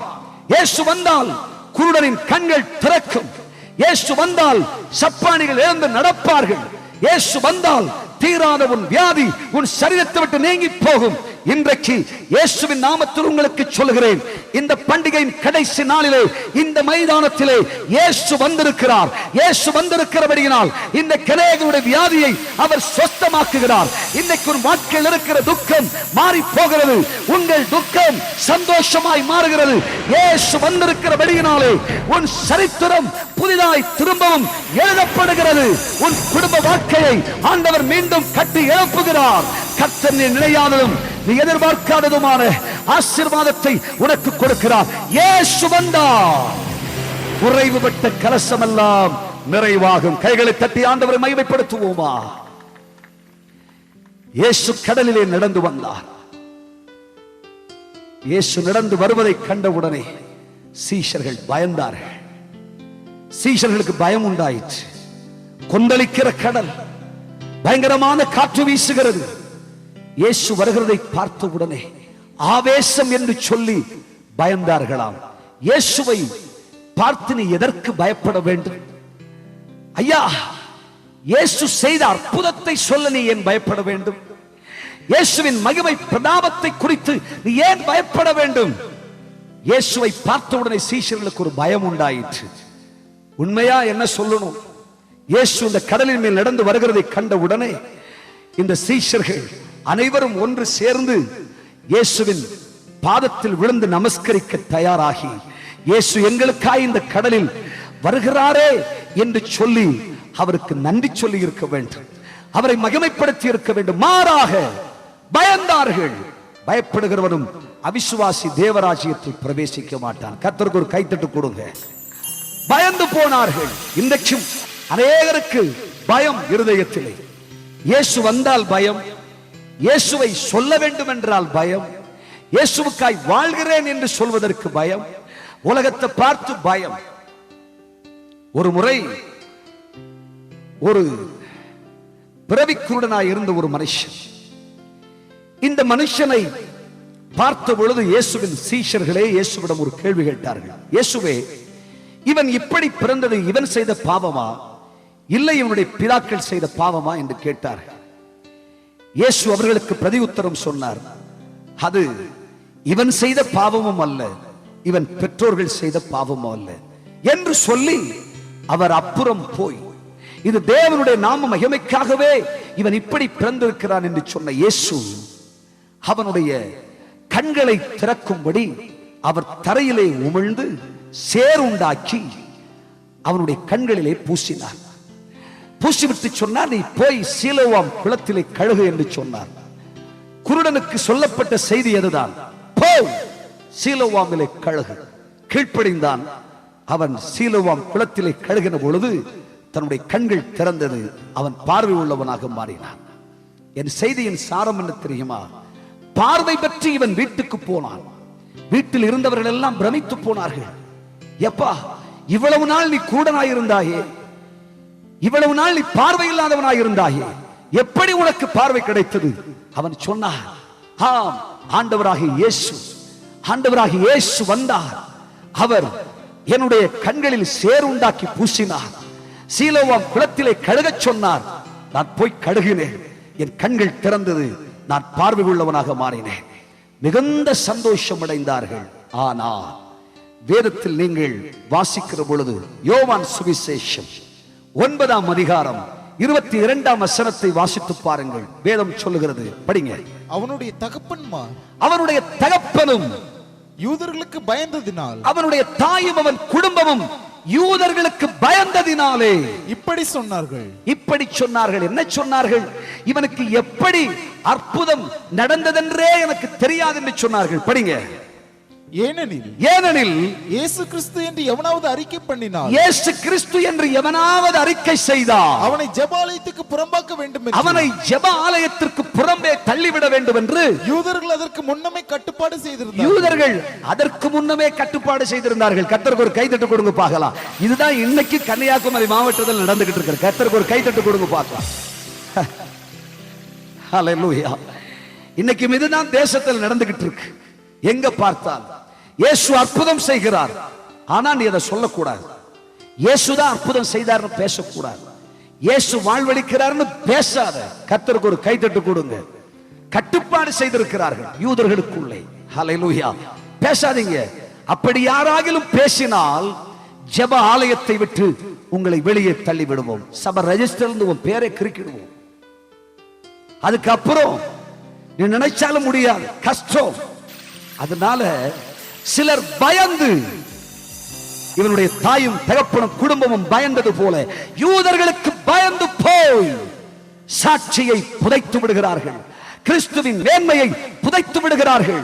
கிறிஸ்துவின் மகத்துவத்தை குறித்து சற்றேனும் தைரியமற்றவர்களாய் இந்த பூமியிலே இன்றைக்கு தற்காலிக கிறிஸ்தவ வாழ்க்கை செய்து கொண்டிருக்கிறார்கள். தெய்வ பிள்ளை, இது உனக்கு வேண்டாம். இயேசு வந்தார், இயேசு என்னை தொட்டார், இயேசு என்னை சுகமாக்கினார், இயேசு எனக்கு அற்புதம் செய்தார். ஆகவே அப்ரஹாமை போல இனம், ஜனம், ஜாதி, தகப்பனுடைய வீட்டை விட்டுவிட்டு கர்த்தர் எனக்கு காண்பிக்கிற தேசத்திற்கு போவேன் என்று சொல்லு. இயேசு உயிரோடு இருக்கிறார் என்று அறிக்கை பண்ணு. இயேசுதான் என்னை சொஸ்தமாக்கினார் என்று சொல்லு. யூதர்களுக்கு பயப்படாதே. இப்படி பயப்படுகிறவனை குறித்து வேதம் என்ன சொல்லுது தெரியுமா? உபாகமத்தின் புஸ்தகத்தில் நீங்கள் வாசித்து பாருங்கள். 20ஆம் அதிகாரத்தில் 8ஆம் வசனம் நமக்கு சொல்லுகிறது. படிங்க. உபாகமத்தின் புஸ்தகம் 20ஆம் அதிகாரம் 8வது வாக்கியத்திலே சீக்கிரம். பின்னும் அதிபதிகள் ஜனங்களோடு பேசி பயங்காளிகள் பயந்தவனும் திடனற்றவனுமாய் இருக்கிறவன் எவனோ அவன் தன் சகோதரன் இருதயத்தை தன்னோடு இருக்கிறவன் தன் பக்கத்தில் இருக்கிற சகோதரனுடைய இருதயத்தையும் தன் இருதயத்தை போல கரைந்து போக பண்ணாதபடி தன் இருதயத்தை போல பயந்தவனாய் மாற்றாதிருக்கும்படிக்கு தன் வீட்டுக்கு திரும்பி போக கடவன் என்று சொல்ல. அவனை கூட்டத்தில் சேர்க்காத, அவனை வீட்டுக்கு போக சொல்லிடு. கர்த்தருக்கு ஒரு கைதட்டு கொடுங்க பார்க்கலாம். ஐயா, பயப்படுகிறவன் அவிசுவாசி கர்த்தருக்கு வேண்டாம். கைகளை உயர்த்தி அல்லேலூயா சொல்லுங்க. சிலுவையை குறித்த ரகசியத்தை சொல்வதற்கு நீ ஏன் பயப்பட வேண்டும்? கட்டுப்பாடு வச்சிருக்கிறாங்க. யூதர்கள் சேர்ந்து சொல்லி இருக்கிறாங்க, சொன்னா சபையை விட்டு வெளியே தள்ளிடுவேன். ஹல்லேலூயா. ஜெபாலயத்திற்கு பயப்பட்டு, யூதர்களுக்கு பயப்பட்டு சத்தியத்தை புதைச்சிட்டு வாழ்றியே, உனக்குத்தான் கர்த்தர் பேசுறார். சத்தியம் மறைக்கப்பட்டிருக்காது. 3 நாள் மட்டும்தான் சத்தியத்தை புதைக்க முடியும். நிச்சயமாய் சத்தியம் உண்மை ஒரு நாள் வெளியே வரத்தான் செய்யும். நிச்சயமாய் அது உயிர் பற்றி எழும்பும். அதனை புதைக்கவே முடியாது. பயந்து போய் இன்றைக்கு ஆண்டவர் செய்த அற்புதத்தையும் சொல்ல பயந்து நடுங்கி. ஹல்லேலூயா. தெய்வ பிள்ளையே, அநேகர் இன்றைக்கு கர்த்தருடைய நாமத்தை, கர்த்தருடைய மேன்மையை, கர்த்தருடைய சிலுவையின் உன்னத ரகசியங்களை சொல்வதற்கு பயந்து போய் உலக மனுஷனுக்கு பயந்து வாழ்க்கையை நஷ்டம் செய்து கொண்டிருக்கிறார்கள். இந்த பயங்காளியை கூட்டத்தில் வைக்காத, கூட்டத்தில் சேர்க்காத. கைகளை உயர்த்தி அல்லேலூயா சொல்லுங்க. ஏன் தெரியுமா? அவனை போல் பக்கத்தில் இருக்கிறவனை மாத்திருவான். ஆகையினால அவனை வீட்டுக்கு போக சொல்லிடு, கூட்டத்தில் வச்சிடாத. ஆமென் சொல்லுங்க. உனக்கு அவிசுவாசத்தை உருவாக்கிடுவான். ஆண்டவரோடு இருக்கிற நம்பிக்கை அற்று போக பண்ணிடுவான். நீ துதிக்கிறத ஜெபிக்கிறத நிறுத்திடுவான். தேவ சமூகத்தில் இருக்கிற விசுவாசத்தை இழக்க செய்து விடுவான். ஆகவே பயங்காளியையும் திடனற்றவனையும் உன்னோடு கூட வைத்துக் கொள்ளாதே, வீட்டுக்கு போக சொல்லிடு. அவன் அவசியம் இல்லைன்றார். ஆமென் சொல்லுங்க. ஆண்டவருக்கு பயப்படுறவங்க யாரும் வேணாம். தைரியமா சொல்லணும். மரணமானாலும் ஜீவனானாலும் தனிமையானாலும் வறுமையானாலும் இழப்புகளானாலும் ஏமாற்றங்களானாலும் கஷ்ட நஷ்டங்களானாலும் கிறிஸ்துவின் அன்பை விட்டு என்னை யாருமே பிரிக்கவே முடியாது, பிரிக்கவே முடியாது. கிறிஸ்துவுடன் தொடங்கிய வாழ்க்கை அக்கறை சேர் மட்டும் என்று நீ சொல்ல வேண்டும். கைகளை உயர்த்தி அல்லேலூயா சொல்லுங்க. கைகளை உயர்த்தி கர்த்தருக்கு ஒரு கை தட்டு கொடுங்க பார்க்கலாம். இயேசுவை கண்டவுடனே சீஷர்கள் பயந்தார்கள்.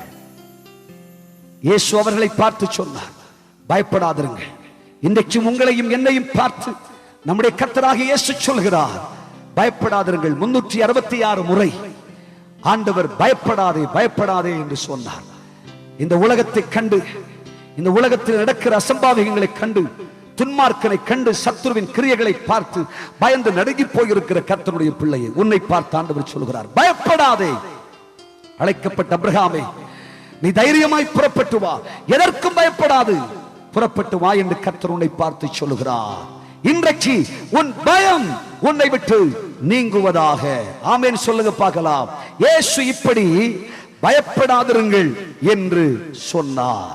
இதை சொன்ன உடனே சீஷர்களின் இருதயம் சொல்லிற்று, ஐயையோ, ஆண்டவராகிய இயேசு அல்லவா, கர்த்தராகிய இயேசு அல்லவா, இந்த இயேசுவை விட்டு விட்டு பிரயாணப்பட்டோம் அல்லவா, இயேசு இல்லாமல் ஒரு வாழ்க்கை செய்தோம் அல்லவா, இயேசு இல்லாமல் படகிலே புறப்பட்டதனால நாங்கள் இருளையும் கடலின் கொந்தளிப்பையும் கஷ்டத்தையும் நஷ்டத்தையும் அனுபவித்து மரணத்தோடு போராடி கொண்டிருக்கிறோமே என்று சொல்லி இவர்கள் கஷ்டத்துக்கு பிறகு, வேதனைக்கு பிறகு, ஐயா, சகல நஷ்டங்களும் வந்த பிற்பாடு இப்படி கடலின் கொந்தளிப்பை படகு பெற்றுக்கொண்டு அமிழத்தக்க நிலை வந்த பொழுது இவர்கள் இயேசுவை படகில் ஏற்றுக்கொள்ள மனதாயிருந்தார்கள்.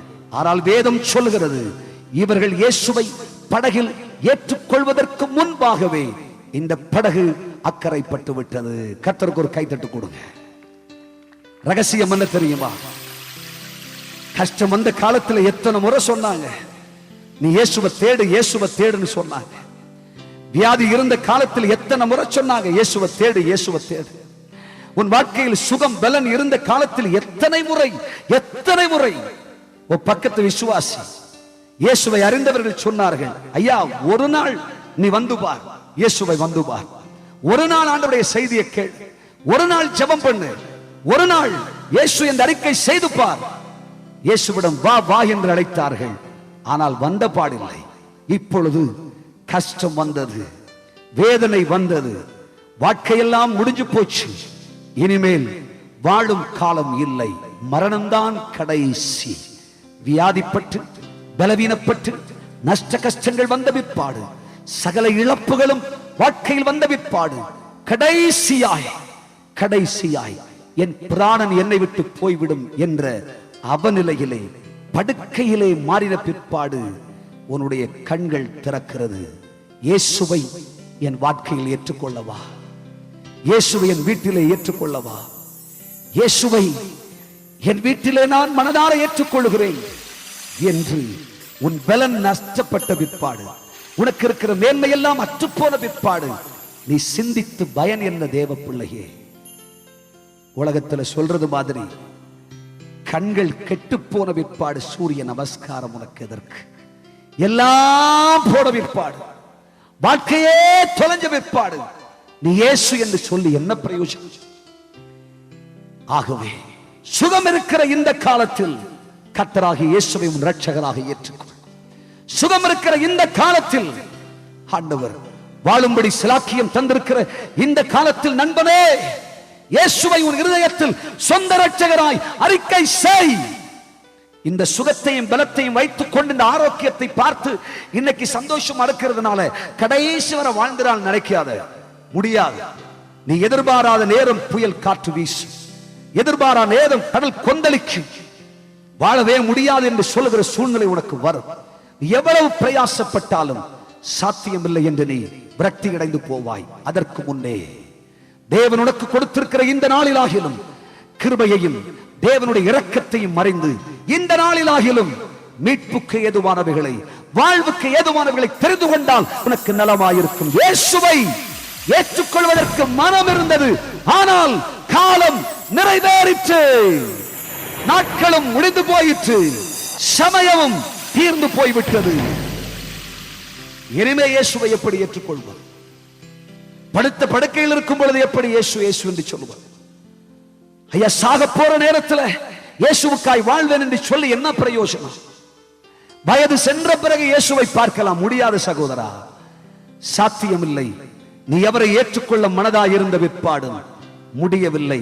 அதற்கு முன்பாகவே உன்னுடைய வாழ்க்கை அக்கறைப்பட்டது, உன் படகு அக்கறைப்பட்டு விட்டது. அர்த்தம் என்ன?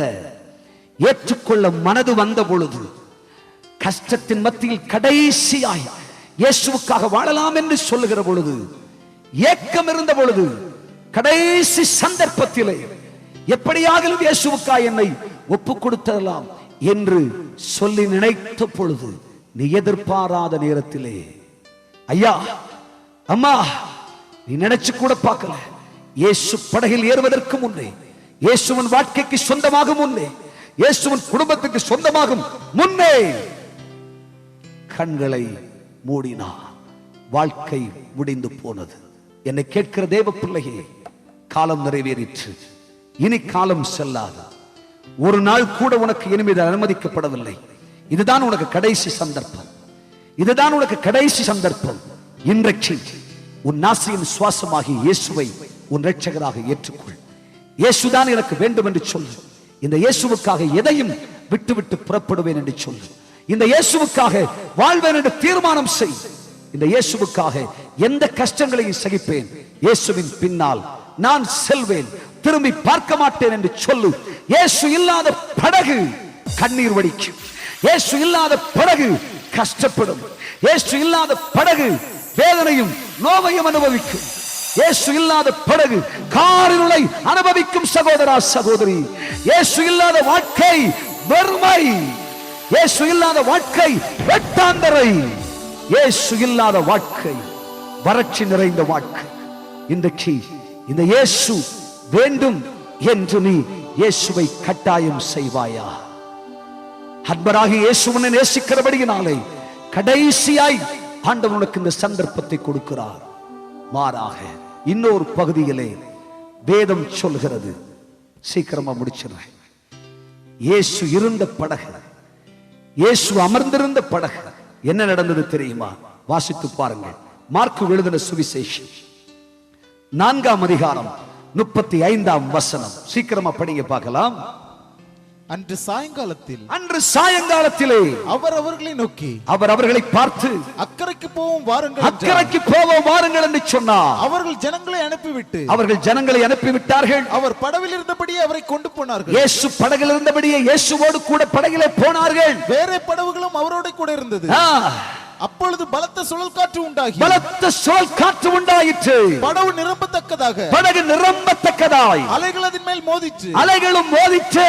கப்பலின் பின்னணியத்திலே அவர் தலையணை வைத்து நித்திரையாயிருந்தார். அவர்கள் அவரை எழுப்பி, அவர்கள் இந்த இயேசுவை தட்டி எழுப்பி, போதகரே, நாங்கள் மடிந்து போவதை குறித்து உமக்கு கவலை இல்லையா என்று கேட்டார்கள். அவர் எழுந்து இயேசு எழுந்தார். இயேசு காற்றை அதட்டினார். கடலை பார்த்து சொன்னார், இறையாதே அமைதலாயிரு என்றார். இறையாதே அமைதலாயிரு என்று சொன்னார். அப்பொழுது காற்று நின்று போய் மிகுந்த அமைதல் உண்டாயிற்று. கர்த்தருக்கு ஒரு கைதட்டு கொடுங்க பார்க்கலாம். இயேசு இல்லாத படகு கொந்தளிப்பிலும் புயலிலும் அகப்பட்டு சிரமத்தை அனுபவித்து தண்டு வலித்தும் இவர்களால் வாழ முடியாது சிரமப்பட்டார்கள். ஆனால் இயேசு இருந்த படகு காற்று வந்தது. ஐயா, கடல் கொந்தளிக்க ஆரம்பித்தது. உண்மைதான், இந்த உலகத்திலே கஷ்டங்களும் வேதனைகளும் வரும். இயேசுவை ஏற்றுக்கொள்ளுகிற தம்முடைய பிள்ளைகளுக்கு முன்பாக அநேக நோவுகளும் பாடுகளும் வருவது உண்மைதான்.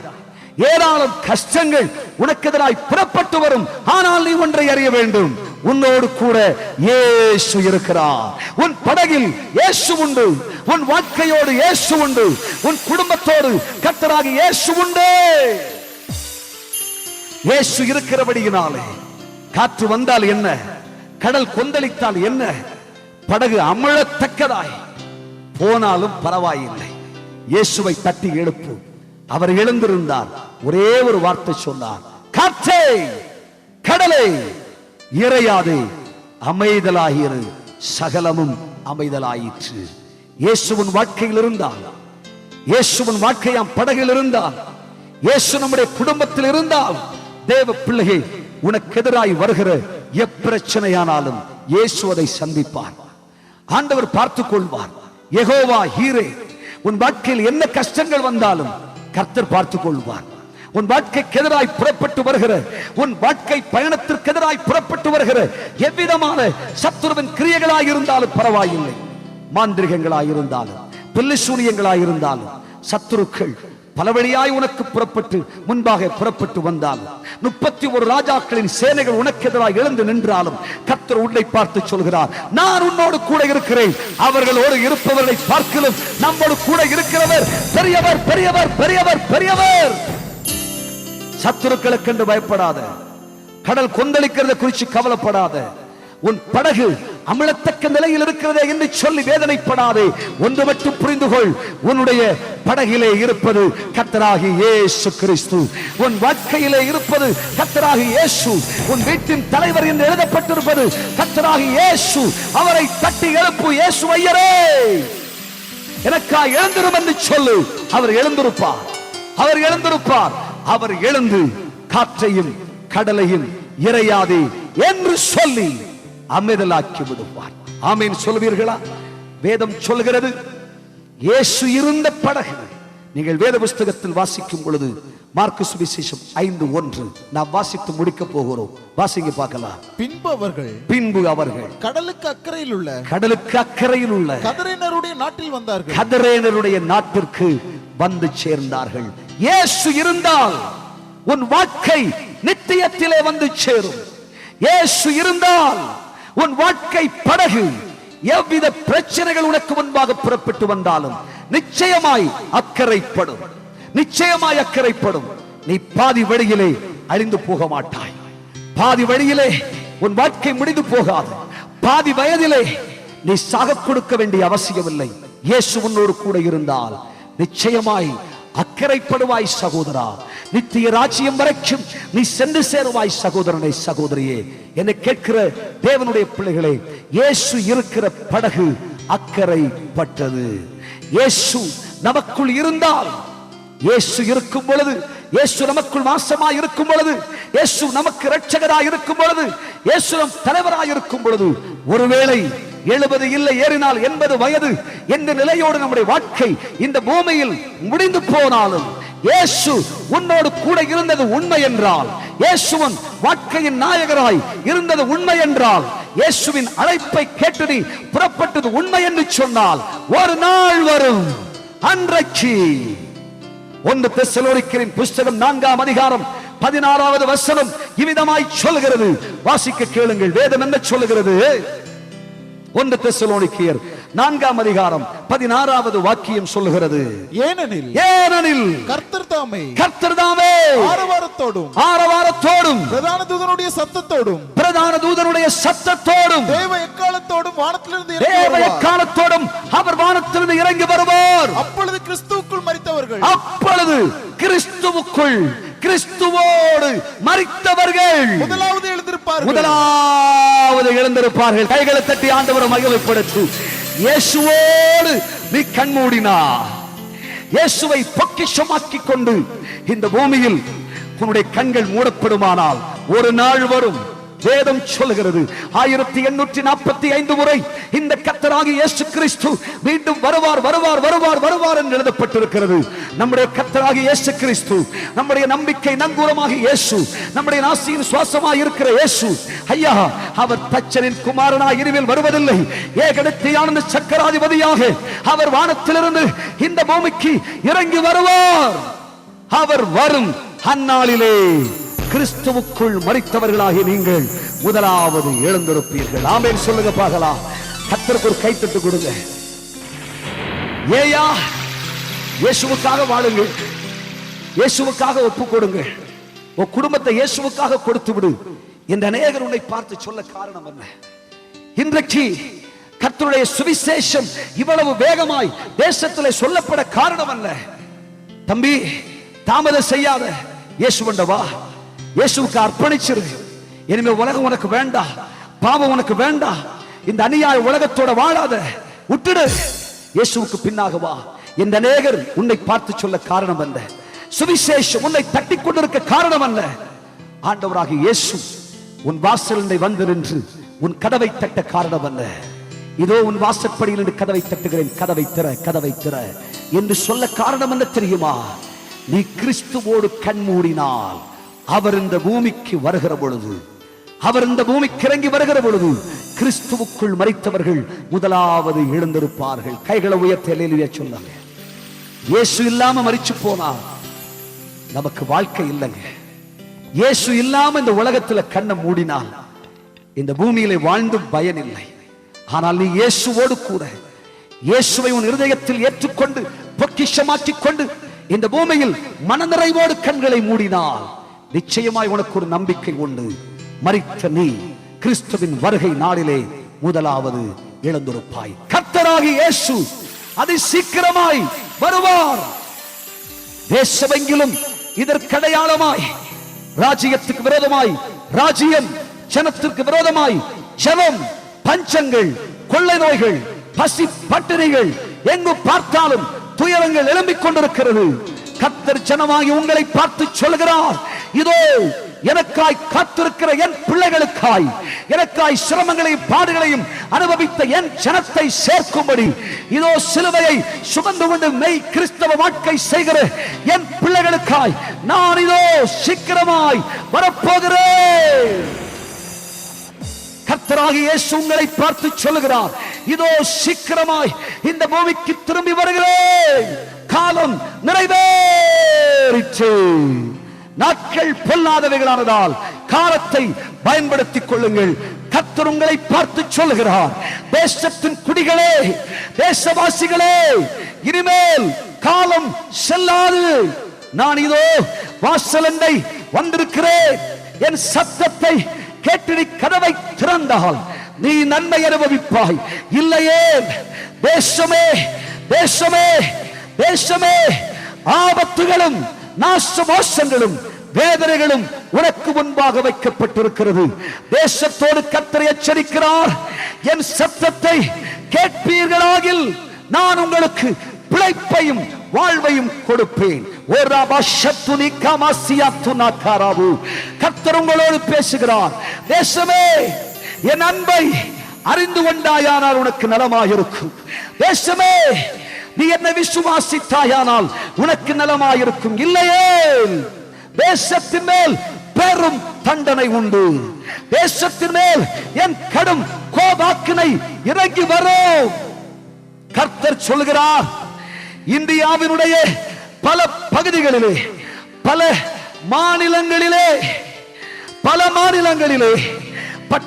பட்டணங்கள் தோறும் ஐயோ அழிவு என்றும் வேதனை என்றும், தண்ணீரினால் அழிக்கப்படுதல் என்றும், பூமி அசைந்தது என்றும் துயரப்பட்டு மாரடித்து புலம்புவார்கள்.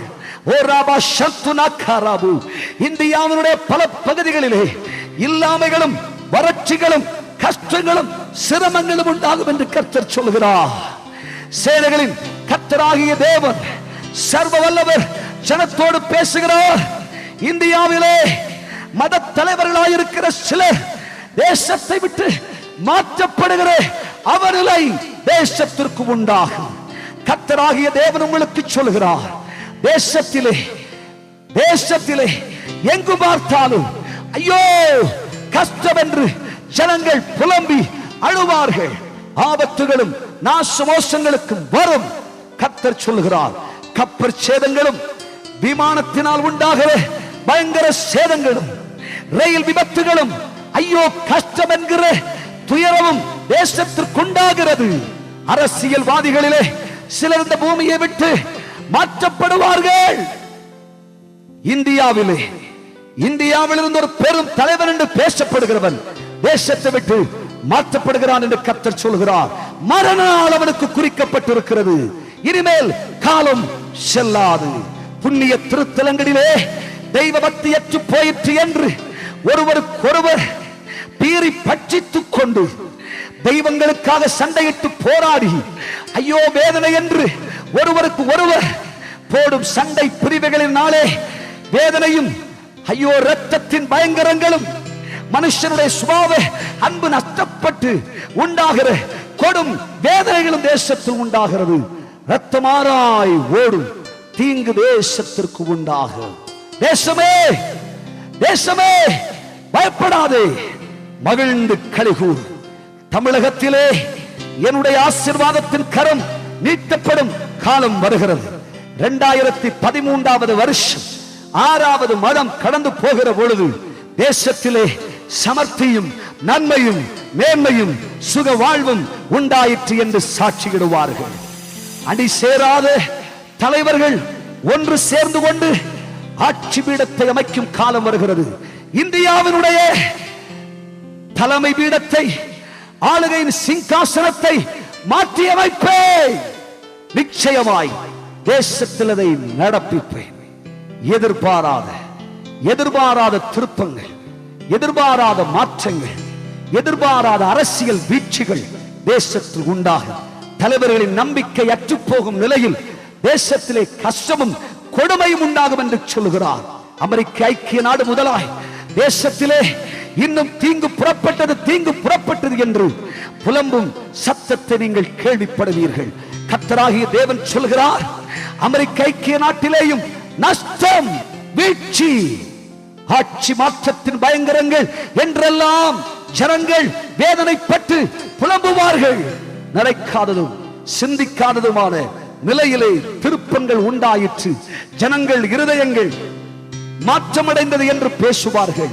ஐக்கிய நாடுகள் முதலாயிருக்கிற பல நாடுகளிலே இதோ பற்றாக்குறைகளிலும் பணமேன்மையின் வீழ்ச்சியும் குறைந்து போய் அவர்கள் வாழ்க்கையில் கஷ்டம் கஷ்டம் கஷ்டம் என்று அழுது மேன்மைகள் எல்லாம் அற்று போய் சுகபோக வாழ்க்கைகளுக்கு முடிவுண்டாகும் என்று கர்த்தர் சொல்லுகிறார். அரபு நாடுகளிலே இல்லாமை இல்லாமை இல்லாமை என்கிற சத்தம் உண்டாகும். அநேகர் நன்மைகளை இழந்து தவிப்பார்கள்.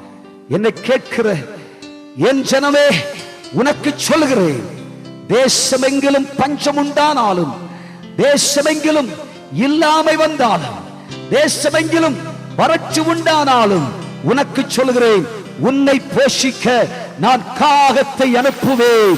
என் ஜனமாகிய உன்னை என் கரங்களில் ஏந்துவேன், உன்னை தப்புவிப்பேன், உன்னை காப்பாற்றுவேன். என் பெரிதும் பயங்கரமுமான கரம் உங்களுக்காக நீட்டப்படும். கர்த்தரை சேவிக்கிற ஜனம் இன்னார் என்று தேசம் அறிவார்கள். சத்தியத்தை அறிந்தவர்கள் சட்டமன்றத்துக்கு வருவார்கள், பாராளுமன்றத்துக்கு வருவார்கள். தேவனுடைய சத்தியம் அறிந்த தலைவர்கள் தேசத்தில் எழும்புவார்கள். பொல்லாதவர்களையும் அநியாயக்காரர்களையும் கொடுங்கோலாசனம் செய்கிற சக்திகளையும் கீழ்ப்படுத்தி கொண்டு சிங்காசனங்களை உறுதிப்படுத்துவேன் என்று கர்த்தர் சொல்கிறார். நான் சர்வ வல்லமை உள்ள தேவன். கைகளை தட்டி ஆண்டவரை மகிமைப்படுத்துங்க பார்க்கலாம். நம்முடைய கர்த்தர் உயர்ந்தவரும் சிறந்தவருமாயிருக்கிறார். அவர் சீக்கிரமாய் இந்த பூமிக்கு திரும்பி வருவார். தன்னை நம்புகிற, தன்னை விசுவாசிக்கிற, இயேசு எனக்கு வேண்டும் என்ற இருதயத்திலே நம்பிக்கை வைக்கிற தம்முடைய பிள்ளைகளை சேர்க்கும்படி அவர் இந்த பூமிக்கு வருவார். கிறிஸ்துவுக்குள் மரித்தவர்கள் முதலாவது எழுந்திருப்பார்கள். இரண்டாவது, உயிரோடு இருக்கிற நாமும் அவரை எதிர்கொண்டு போவோம். ஆமென் சொல்லுங்க பார்க்கலாம். கர்த்தருக்கு ஒரு கைத்தட்டு கொடுங்க. எங்கு பார்த்தாலும் கஷ்டம், எங்கு பார்த்தாலும் வேதனை, எங்கு பார்த்தாலும் துக்கங்கள், எங்கு பார்த்தாலும் கடின கஷ்டங்கள் என்று ஜனங்கள் கண்ணீர் வடிப்பார்கள். கர்த்தராகிய தேவன் சொல்கிறார், என் பிள்ளைகளே, இன்னமும் அழிவுகளை சந்தித்துக் கொண்டிருக்கிற இந்தோனேஷியா, ஜப்பான், ஸ்ரீலங்கா, பாகிஸ்தான் போன்ற பல நாடுகளிலே கர்த்தருடைய கரம் பயங்கரமும் பெரிதுமாய் தன் தண்டனையை அனுப்பும் என்று கர்த்தர் சொல்லுகிறார். பயங்கரமான தீ விபத்து, தேசத்தில் எங்கும் கஷ்டங்கள், சிறு பிள்ளைகள் நரபலி கொடுக்கப்படுகிறார்கள், குடும்பங்கள் சின்னாபின்னமாக்கப்படுகிறது, மனுஷனுடைய வாழ்க்கையின் வாழ்வாதாரங்கள் நஷ்டப்படுகிறது, மனிதன் புசிக்க வேண்டிய ஆகாரத்திலே நோய்களும் சாவுகளும் இருக்கிறது என்ற பயங்கரமான தொனிகள் தேசத்திலே தொனிக்கும். மனுஷ சுபாவ அன்பு நஷ்டப்பட்டு போய் மனிதன் ஐயோ கஷ்டம் என்று புலம்பி எழுவான். கொடிதும் பெரிய பயங்கரமான காலத்தை தேசத்துக்கு அனுமதிக்கிறேன். ஆபத்து ஆபத்து என்று கர்த்தர் சொல்லுகிறார். நட்சத்திரங்களும் தன் இருப்பிடத்தை விட்டு பூமிக்கு திரும்பும் காலம் வந்திருக்கிறது. ஆகாய மண்டலங்களிலே, நட்சத்திர மண்டலங்களிலே, வாயு மண்டலங்களிலே உண்டாகிற கோளாறுகள் நிமித்தம் தேசத்திலே மனுஷன் நினைக்காத நினைக்காத நினைக்காத அழிவின் பயங்கரங்கள் உண்டாகும். இன்றைக்கு மாதளங்களா இருக்கிற பிரச்சனைகளுக்கெல்லாம் முடிவு உண்டாகும் சீக்கிரத்தில். 2012 அவ்விதமாய் கர்த்தரால் மாறுதலை தேசம் சந்திக்கும் காலம் என்று கர்த்தர் சொல்கிறார். கண்ணீரோடு விதைத்தவர்கள் கம்பீரமாய் அறுவடை செய்வீர்கள். கைகளை தட்டி ஆண்டவரை மகிமைப்படுத்துங்கள். நம் கர்த்தர் நல்லவர், அவர் மகிமையானவைகளை நமக்காய் செய்வார். இயேசு இருந்த படகு அக்கறைப்பட்டது. அவர்கள் கதரேனருடைய நாட்டுக்கு வந்தார்கள். இயேசுவின் வாழ்க்கையில் இருந்தால் தெய்வ பிள்ளையே, மரித்தவர்கள் முதலாவது எழுந்திருப்பார்கள், கிறிஸ்துவோடு கூட பரமேறி செல்வார்கள். இரண்டாவது, உயிரோடு இருக்கிற நாமும் அவரை எதிர்கொண்டு போவோம். இயேசு நமக்குள் இருந்தால், இயேசு நம்முடைய படகில் இருந்தால், இயேசு நம்முடைய வாழ்க்கையில் இருந்தால், இயேசு நம்முடைய குடும்பத்தில் இருந்தால், இயேசுதான் நம் வீட்டின் தலைவர் என்று எழுதப்பட்டால் நிச்சயம் நீ அக்கறைப்படுவாய். உனக்காய ஒரு ராஜ்யத்தை ஆயத்தம் பண்ணி இருக்கிறார். கைவேலை இல்லாத ஒரு நித்திய வீடு, 12 ரத்தின கற்களினால் செய்யப்பட்ட ஒரு அற்புதமான வீடு. இந்த உலகத்தில் எவ்வளவு கஷ்டம் சகிச்சாலும் பரவாயில்ல, ஒரு உண்மையான கிறிஸ்தவ வாழ்க்கை செய். எவ்வளவு பாடுகளை அனுபவித்தாலும் பரவாயில்லை, எவ்வளவு நோவுகளை சகித்தாலும் பரவாயில்லை, எவ்வளவு நிந்தை அவமானங்கள் பரியாசங்களை நீ ஏற்றுக்கொண்டாலும் பரவாயில்லை. இயேசு எனக்கு போதும், நான் இயேசுவை விட்டு ஒரு நாளும் நான் நீங்கி செல்வதில்லை, இயேசுவை பின்தொடருவேன், இயேசுவை விட்டு தூரப்பட மாட்டேன், இயேசு எனக்கு போதும் போதும் என்று இயேசுவுக்காக வாழும்படி உன்னை அர்ப்பணி. இந்த நாள் கர்த்தர் உண்டு பண்ணின நாள். இயேசு இருக்கும் படகு அக்கறை படும். இன்றைக்கு இந்த இயேசு எனக்கு வேண்டும். இந்த இயேசுவுக்காய் வாழ என்னை அர்ப்பணிக்கிறேன். இந்த இயேசுவுக்காய் எதையும் சகிக்க, எதையும் இழக்க தயாராகிறேன். இயேசுவின் சிலுவை அன்பு கொடுமையும் கடினமுமாய் இருக்கிறபடியினால் இந்த அன்புக்கு என்னை சாஷ்டாங்கமாய் அர்ப்பணிக்கிறேன் என்று சொல்ல எத்தனை பேர் இந்த மைதானத்தில் உண்டு? தயவுடைய பிள்ளைகள், அப்படியே நாம் இழந்து நிற்கலாம். கர்த்தருடைய அன்பை பெற்ற நீங்கள், தேவ தயவையும் இரக்கத்தையும் பெற்றிருக்கிற நீங்கள், இந்த இயேசு போதும் என்று ஓர் கடின தீர்மானம் செய்ய தயார் என்றால் உங்களை அக்கறைக்கு கொண்டு சேர்க்கும்படி இயேசு உங்களோடு வருவார். இந்த இயேசு எனக்கு போதும் என்றால் நிச்சயமாய் உன் வாழ்க்கையில் ஒரு பெரிய சந்தோஷம் உண்டாகும். எல்லாரும் கண்களை மூடுவோமா? சீக்கிரமாய் தேவனுடைய வல்லமை இந்த மைதானத்தில் இறங்கும்படி நாம் பிரார்த்தனை செய்ய போகிறோம். இந்த நாள் கர்த்தர் உண்டு பண்ணின நாள். இதுவரையிலும் இயேசு இல்லாத ஒரு கிறிஸ்தவ வாழ்க்கை செய்தேன். இயேசு இல்லாத ஒரு வாழ்க்கை நான் வாழ்ந்தேன். இனிமேல் அது வேண்டாம் பிரதர். இயேசு இல்லாம இந்த பூமியில கண்ணை மூட நான் விரும்பல. இயேசு இல்லாம என் வாழ்க்கை முடியணும் நான் விரும்பல. இயேசுவோடு வாழ நான் என்னை அர்ப்பணிக்கிறேன். இந்த இயேசு எனக்கு போதும், இந்த இயேசு எனக்கு போதும் என்று சொல்ல எத்தனை பேர் உண்டு? எல்லாருடைய கண்களும் மூடப்பட்டிருப்பதாக. இந்த இயேசு எனக்கு வேண்டும், இந்த இயேசு எனக்கு போதும் என்று சொல்லுகிறவர்கள் மாத்திரம் நீங்கள் நிற்கிற இடத்திலே உங்கள் வலது கரத்தை அப்படியே உயர்த்தி காண்பீங்கள். நான் உங்களுக்காக ஜெபிக்க போகிறேன். அநேகருடைய கரங்கள் உயர்த்தப்பட்டிருக்கிறதை பார்க்கிறேன். கர்த்தர் உங்கள் கரங்களை பிடித்துக் கொள்வார். இந்த இயேசு இல்லாமல் நான் அக்கறைப்பட முடியாதே. இந்த இயேசு இல்லாமல் என்னுடைய குடும்பத்துக்கு நன்மை உண்டாகாதே. இந்த இயேசு இல்லாமல் எனக்கு ஒரு ஆசீர்வாதம் இல்லையே. இன்றைக்கு இந்த இயேசு வேண்டும் என்று சொல்லுகிற அத்தனை பேரையும், கரங்களை உயர்த்தி இருக்கிற அத்தனை பிள்ளைகளையும் கர்த்தர் ஆசீர்வதிக்க போகிறார். உங்கள் பெயர் ஜீவ புஸ்தகத்தில் எழுதப்படுகிறது. இன்னான் இங்கே பிறந்தான் என்று கர்த்தர் உங்களை குறித்து ஜீவ புஸ்தகத்தில் எழுதுகிறார். நான் இப்பொழுது உங்களுக்காக ஜெபிக்க போகிறேன். கரங்களை உயர்த்தி இருக்கிற தம்முடைய பிள்ளைகளை கர்த்தர் இப்பொழுது ஆசீர்வதிக்கும் நேரம் வந்திருக்கிறது. கர்த்தர் உங்களுக்கு அற்புதம் செய்கிற நேரம் வந்திருக்கிறது. நீங்கள் ஒரு பெரிய மாற்றத்தை பார்க்க போகிறீர்கள். இன்றிலிருந்து ஒரு பெரிய அதிசயம் உங்கள் வாழ்க்கையில நடக்கும். நீங்கள் அறியாத ஒரு அற்புதமான துறவு உங்களுக்காய் திறக்கப்படும். மகிமையானவைகளை கர்த்தர் உங்களுக்கு செய்ய போகிறார். கரங்களை உயர்த்தி இருக்கிற கர்த்தருடைய பிள்ளைகளை தேவன் ஆசீர்வதிப்பதற்காய், அக்கறைப்படும்படி இவர்களின் கரங்களை கர்த்தர் பிடித்துக் கொள்வதற்காக விசுவாசம் நம்பிக்கையும் கொண்ட அருமை பிள்ளைகளை கர்த்தர் கடைசி பரியந்தம் நிலைநிறுத்துவதற்காய் மேடையில் இருக்கிற பரிசுத்தவான்கள் தேவ பிள்ளைகளும் அருமை பிள்ளைகளுக்கு நேராக கரங்களை நீட்டிக் கொள்ளுங்கள். நாம் இவர்களுக்காய் ஜெபிக்க போகிறோம். தேவனுடைய வல்லமை உள்ள கரங்கள் இறங்கி வந்திருப்பதை பார்க்கிறேன். ஆண்டவரை நோக்கி பார்க்கலாமா? வல்லமிடரச்ச பிதாவே, நசரேயனாகிய இயேசுவின் நாமத்தினாலே இயேசு எங்களுக்கு வேண்டும். இயேசு என் படகிலே வேண்டும். இயேசு என் வாழ்க்கையிலே, குடும்பத்திலே வேண்டும். இயேசு இல்லாமல் ஒரு வாழ்க்கை எனக்கு வேண்டாம் என்று தீர்மானம் செய்து கைகளை உயர்த்தி இருக்கிற அத்தனை சகோதர சகோதரிகளையும் ஆசீர்வதியும் அப்பா. அத்தனை சகோதர சகோதரிகளையும் ஆசீர்வதிங்கப்பா. இவர்கள் கரங்களை கர்த்தர் பிடித்துக் கொள்ளுங்க.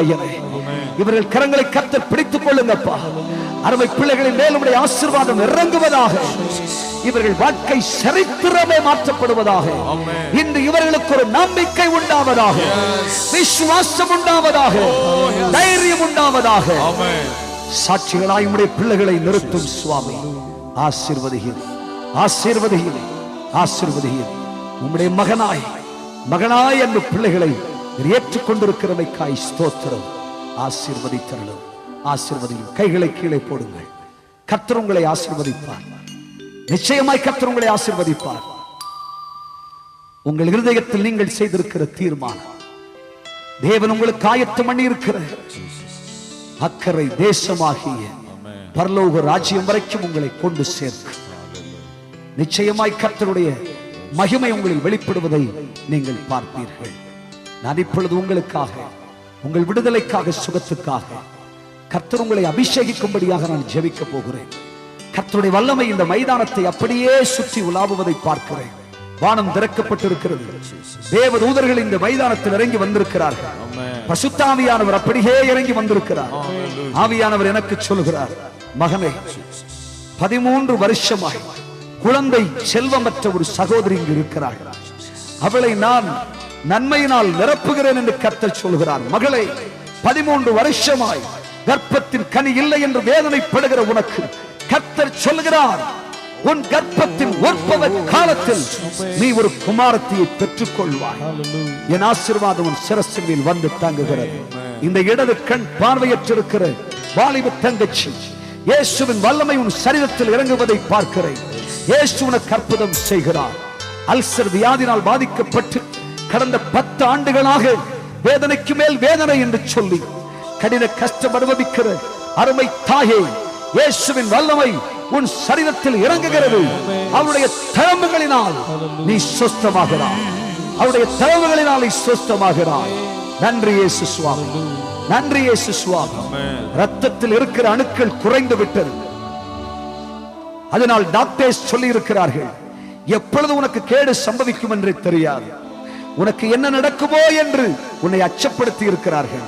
கர்த்தர் சொல்கிறார், சகோதரியே, பயப்படாதே, பயப்படாதே. நீடித்த நாட்களால் கர்த்தர் உன்னை திருப்தியாக்குவார். அவருடைய ரட்சிப்பை உனக்கு காண்பிப்பார். நீ பாதி வயதில் இந்த பூமியை விட்டு மாறிப்போக தெய்வம் அனுமதிக்க மாட்டார். உன் வாழ்க்கை நிச்சயமாய் பாதி வயதில் முடியாது. நான் உனக்கு தீர்க்காயுசை கொடுப்பேன் என்று கர்த்தர் உனக்கு வாக்கு கொடுக்கிறார். நன்றி இயேசு சுவாமி, நன்றி இயேசு சுவாமி. வல்லமை இறங்கி வருவதாக. பிரதர் சகாயம், சகாயம், கர்த்தரின் பேர் எனக்கு சொல்கிறார். தேவனுடைய நன்மையை தேடி வந்திருக்கிற உனக்கு நிச்சயமாய் ஆசீர்வாதம் உண்டு. என் நன்மைகளினால் உன்னை திருப்தியாக்குகிறேன். உன் இல்லாமை நாட்கள் உன்னை விட்டு மாறி போகிறது. நான் உன்னை ஆசீர்வதிக்கிற தெய்வம், நான் உன்னை ஆசீர்வதிக்கிற தெய்வம். அன்பு சகோதரன் வேலாயுதன், நீ தூரத்தில் நின்று கர்த்தருடைய வார்த்தையை கேட்டுக் கொண்டிருக்கிறாய். என்னோடு பேசுகிறது போல் இருக்கிறதே என்று சொல்கிறாய். உன் வாழ்க்கையில் நஷ்டப்பட்ட 3 ஆசீர்வாதங்களை கர்த்தர் இந்த ஆண்டிலே உனக்கு திரும்ப கொடுக்க போகிறார். நீ அன்பர் இயேசுவை ஏற்றுக்கொள். இயேசுவுக்காக வாழ அர்ப்பணித்து விடு. நன்றி இயேசு சுவாமி, நன்றி தகப்பனே. அன்பு சகோதரன் ஜஸ்டிஸ், ஜஸ்டிஸ், நஷ்டங்களையும் கஷ்டங்களையும் நினைத்து அழுகிறாயா? அப்பாவின் பாதத்தண்டைக்கு வா, உன்னை ஆசீர்வதிக்க முடியும். ஜெயசிங், ஜெயசிங், என் ஆசீர்வாதம் உனக்கு தேவை என்று நீ உன் இருதயத்திலே அவ்வளவாய் நொறுங்குண்டு கேட்கிறாய் அல்லவா? ஜெயசிங், உன்னை என்னால் ஆசீர்வதிக்க முடியும், உன்னை கனப்படுத்த முடியும், உனக்கு நான் நன்மை செய்யும் தெய்வம். ஒரு இருதயத்தில் ஒரு தீர்மானம் செய்துவிடு. இயேசுவின் பின்னால் செல்வேன், திரும்பி பார்க்க மாட்டேன் என்று சொல்லு. உன்னை ஆசீர்வதிப்பேன். சிஸ்டர் கீதா, கீதா, கர்த்தரின் பஞ்ச காலத்தை மாற்றுகிறார். உனக்கு நன்மையை கொண்டு வருகிறார். என் ஆசீர்வாதம் உன்மேல் இறங்கி வருகிறது. சிஸ்டர் தங்கம், தங்கம், கடந்த வருஷங்கள் வேதனையின் வருஷங்கள் தான். கடந்த வருஷம் முழுவதும் கண்ணீர், கண்ணீர். இந்த வருஷத்தில் ஆரம்பத்தை பார்த்தால் துயரம் நீங்கின பாடில்லை, கஷ்டம் நீங்கின பாடில்லை, வேதனை நீங்கின பாடில்லை. பயப்படாதே, பயப்படாதே. உன் வாழ்க்கையை, குடும்பத்தை கர்த்தர் மாற்றி அமைக்கிறார். உன் புருஷனை கர்த்தர் ரட்சிக்கிறார். உன் குடும்பத்திற்கு மீட்புண்டாகிறது. உனக்கு ஆசீர்வாதம் வருகிறது என்று கர்த்தர் சொல்லுகிறார். நன்றி இயேசு சுவாமி, நன்றி இயேசு சுவாமி. அருமை சகோதரி பாக்கியம், கர்த்தரின் பேர் எனக்கு சொல்கிறார். உன் சந்ததிகளை நினைத்து நீ அழுது கொண்டிருக்கிறாய் அல்லவா? இன்றைக்கு என் ஆசீர்வாதம் உன்மேல் இறங்கி வருகிறது. நான் உன்னை கனப்படுத்துகிறேன். லட்சுமி, கர்த்தரின் பேர் எனக்கு சொல்லுகிறார், மகளே, இதோ என் ஆசீர்வாதத்தை நன்மையும் பூமியின் கடையாந்தரத்திலிருந்து நான் உனக்கு கொண்டு வருவேன். நீ எதிர்பாராத இடத்திலிருந்து உனக்கு நன்மைகள் புறப்பட்டு வரும். நான் உன்னை ஆசீர்வதிக்கிற தெய்வம். கர்த்தர் சொல்லுகிறார், ஒரு அருமையான தகப்பன் குடும்பத்தில் நீ வந்து சேர்ந்தால், வீட்டுக்குள் நுழைந்தால் உனக்கு வேதனை, உன்னுடைய தலைக்கு ஒரே பாரம் உண்டாகிறது. ஞாபகம் எல்லாம் அற்று போகிறதை போல் இருக்கிறது. யாரோ மாந்திரிகம் செய்து விட்டார்கள். என் வீட்டில் வந்தா எனக்கு நிம்மதி இல்லை, வேலைக்கு போனா எனக்கு அது பிடிக்கல, என் பணித்தளத்திலே பார்த்தால் நஷ்டம். என்னோடு இருந்தவர்கள், எனக்கு நன்மை செய்தவர்கள், என் பிராண சிநேகிதர்கள் கூட என்னை மறந்தார்கள். சகோதரா, கர்த்தர் உன் வாழ்க்கையை மாற்றி அமைக்கிறார். நீ வாங்கிய சொத்து அதை நீ விற்க வேண்டாம். அது உனக்காக தெய்வம் தந்தது. அது தெய்வம் உனக்கு கொடுத்த நன்மை. உனக்கு ஆண்டவர் கொடுத்த நன்மைக்கு எதிராய் போராடுகிற எந்த சக்தி ஆனாலும் கர்த்தரை இல்லாமலாக்கி போடுவார். நன்றி இயேசு சுவாமி, நன்றி இயேசு சுவாமி. இந்த இரண்டு கரங்களும் பயங்கரமான ஊரல் வியாதியினால் பாதிக்கப்பட்டு அப்படியே கைகள் எல்லாம் சொறி சிறங்கு போல பாதிக்கப்பட்டிருக்கிற ஒரு சகோதரியை பார்க்கிறேன். இயேசுவின் வல்லமை உன் சரீரத்தில் இறங்குகிறது. இயேசு உன்னை சுத்தமாக்குகிறார். நன்றி இயேசு சுவாமி, நன்றி இயேசு சுவாமி. வலிப்பு வியாதியினால் பாதிக்கப்பட்ட 2 பேர் இந்த கூட்டத்தில் இருக்கிறீர்கள். இயேசுவின் சுகமாக்குகிற கரம், அற்புத சுகமளிக்கிற வல்லமை உங்கள் சரீரத்தில் இறங்கி வருகிறது. இப்பொழுதே விடுதலையை பெற்றுக் கொள்ளுங்கள். நன்றி அப்பா, நன்றி தகப்பனே. நான் இப்பொழுது உங்களுக்கு ஜெபிக்க போகிறேன். வேதனை, பாடுகளை, கஷ்டங்களை நினைத்து ஐயப்படாதே. இந்த பூமியிலே எனக்கு ஒரே ஒரு நம்பிக்கை உண்டு. அது என் கர்த்தராகிய இயேசு மாத்திரமே, என் கர்த்தராகிய இயேசு மாத்திரமே. என்று இயேசுவை உன் இருதயத்தில் விசுவாசித்துக் கொண்டு உனக்கு நன்மை செய்கிறவரும் அற்புதங்கள் செய்கிறவருமாகிய இயேசுவை நோக்கிப்பார். காயப்பட்ட கரத்துடனே, தளம்புகளுடனே இயேசு உன்னை குணமாக்கும்படி இங்கே வந்திருக்கிறார். இது உங்கள் அற்புதத்தின் நேரம். ஒரு பாடலுடைய கவியை பாடுகிற பொழுது சுகத்தை தேடுகிற யாராயிருந்தாலும் சரி, அற்புதங்களை எதிர்பார்க்கிறவர்கள், தேவனுடைய வல்லமை எதிர்பார்க்கிறவர்கள், விடுதலை எதிர்பார்க்கிறவர்கள், நீங்கள் எங்கே நின்றாலும் சீக்கிரமாய் அவிசுவாசப்படாம ஓடி இந்த மேடைக்கு முன்பாக வாருங்கள். உங்கள் தலைகளில் கை வைத்து பிரார்த்தனை செய்ய போகிறேன். கர்த்தருடைய வல்லமை இறங்கி வரப்போகிறது. உன் வியாதி சுகமாகும். உன்னை கட்டி இருக்கிற பிசாசின் கட்டுகள் உன்னை விட்டு மாறும். இன்னைக்கு ஒரு அற்புதம் நடக்கும். நிச்சயமாய் கர்த்தர் உன்னை விடுதலையாக்குவார். நம்முடைய தேவனால் செய்யப்படக்கூடாத காரியம் ஒன்றுமில்லை. நான் உங்களுக்காக பிரார்த்தனை செய்து இந்த கூட்டத்தை முடிக்க போகிறோம். தேவனுடைய மகிமை இங்கு இறங்கி இருக்கிறது. இன்னும் கர்த்தர் உங்களுக்கு அற்புதம் செய்ய முடியும். இயேசு இருக்கிற வாழ்க்கை, இயேசு இருக்கிற வீடு, இயேசு இருக்கிற சபை, இயேசு இருக்கிற தேசம் நிச்சயமாய் அக்கறைப்படும். ஆசீர்வாதங்கள் கிடைக்கும். நித்திய ஜீவனில் நீ பிரவேசிப்பாய்.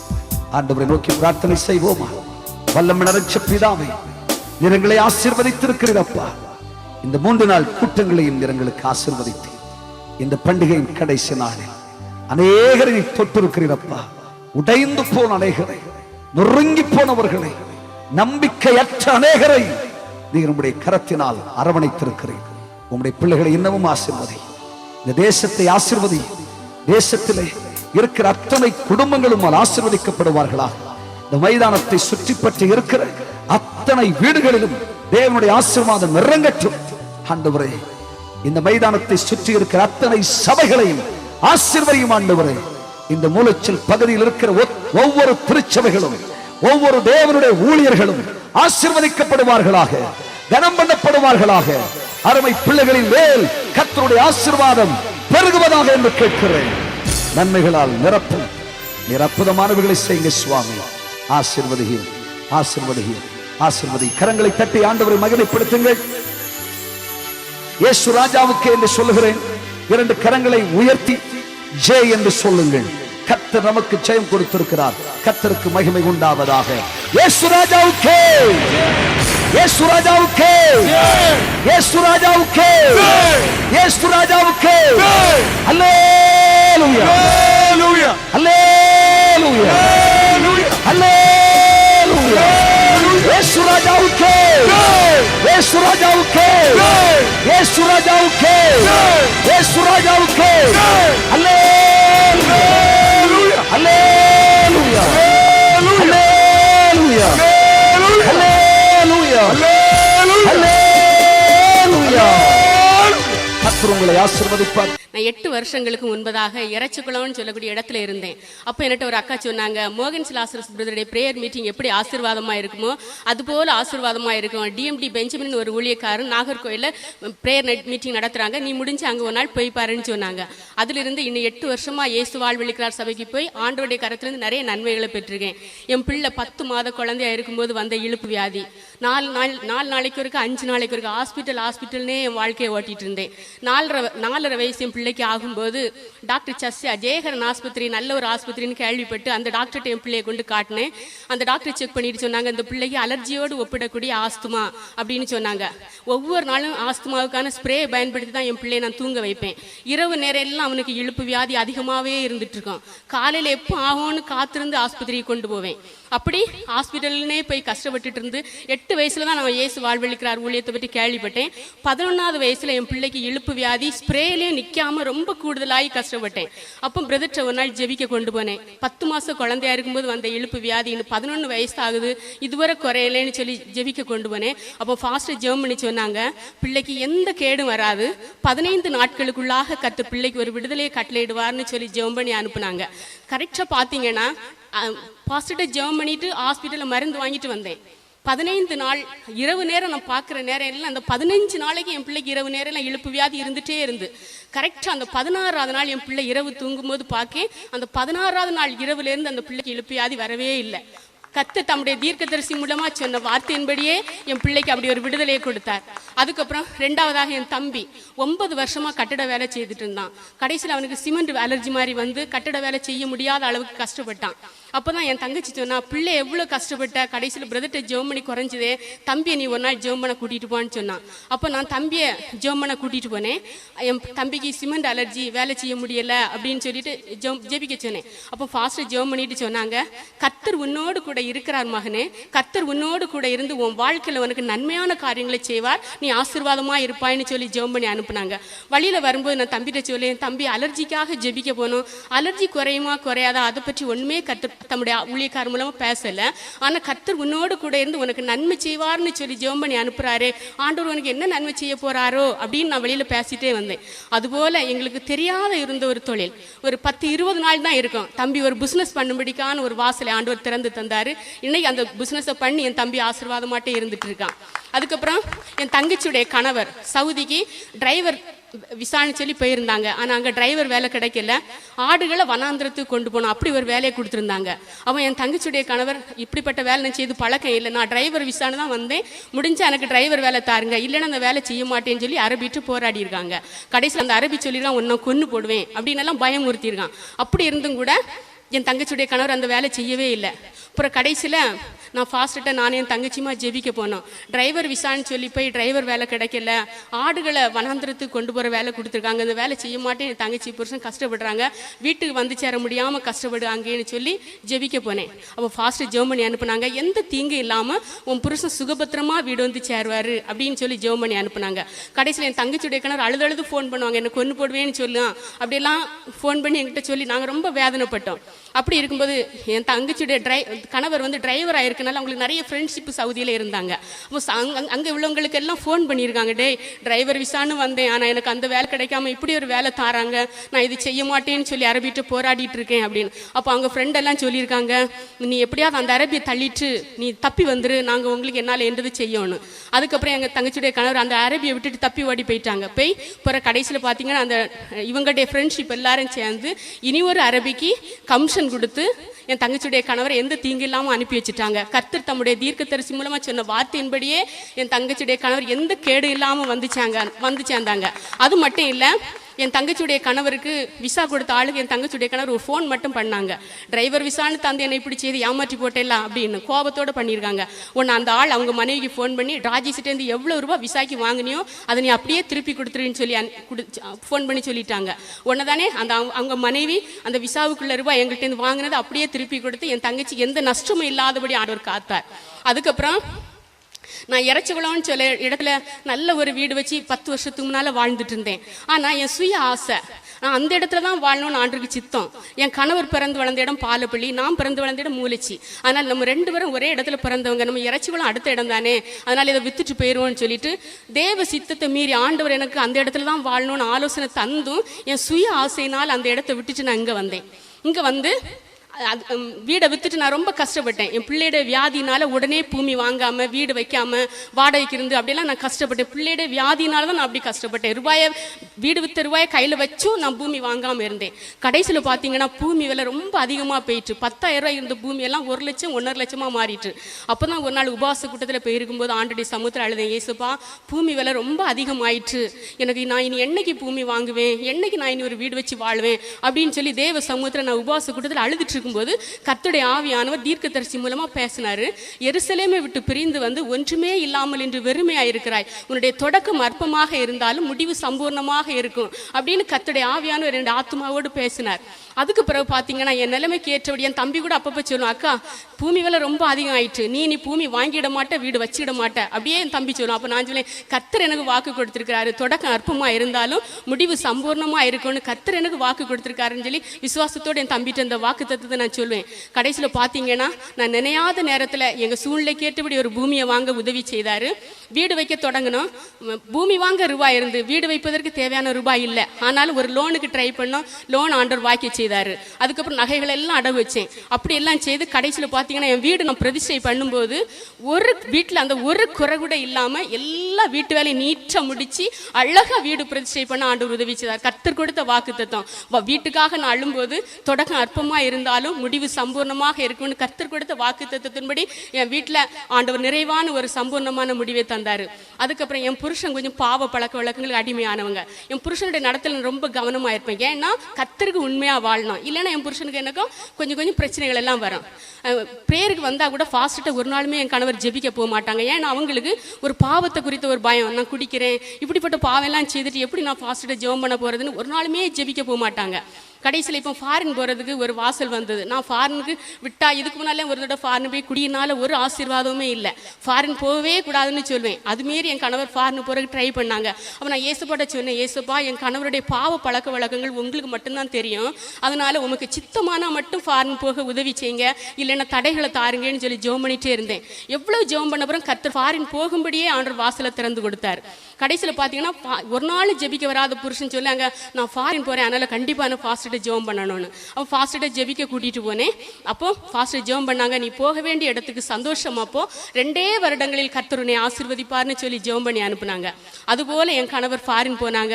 அங்கேருந்து ஃபோன் பண்ணுவாங்க, எனக்கு நல்ல முறையில் ஆகாரங்கள் கிடைக்குது, வேலை ஈஸி, சம்பளம் ஒழுங்காக கிடைக்குது, இனிமேல் என் ஆண்டவருக்கு நான் துரோகம் பண்ண மாட்டேன், இனிமேல் என் ஆண்டவரை நான் மறுதளிக்க மாட்டேன், இனிமேல் என் ஆண்டவருக்கு நான் உண்மையாக இருப்பேன், காலையிலேயும் ராத்திரி நான் ஒவ்வொரு நாள் ஜெபம் பண்ணேன், இயேசுவே என்னை தஞ்சமாக கொண்டு வாழேன்னு சொல்லிட்டு இப்போ ஃபாரினில் போயிருந்துட்டு மனம் திருந்தி நல்ல ஒரு பதில் எனக்கு சொல்லி என் கணவர் என்ன நிம்மதியாக நடத்திட்டு இருக்காங்க.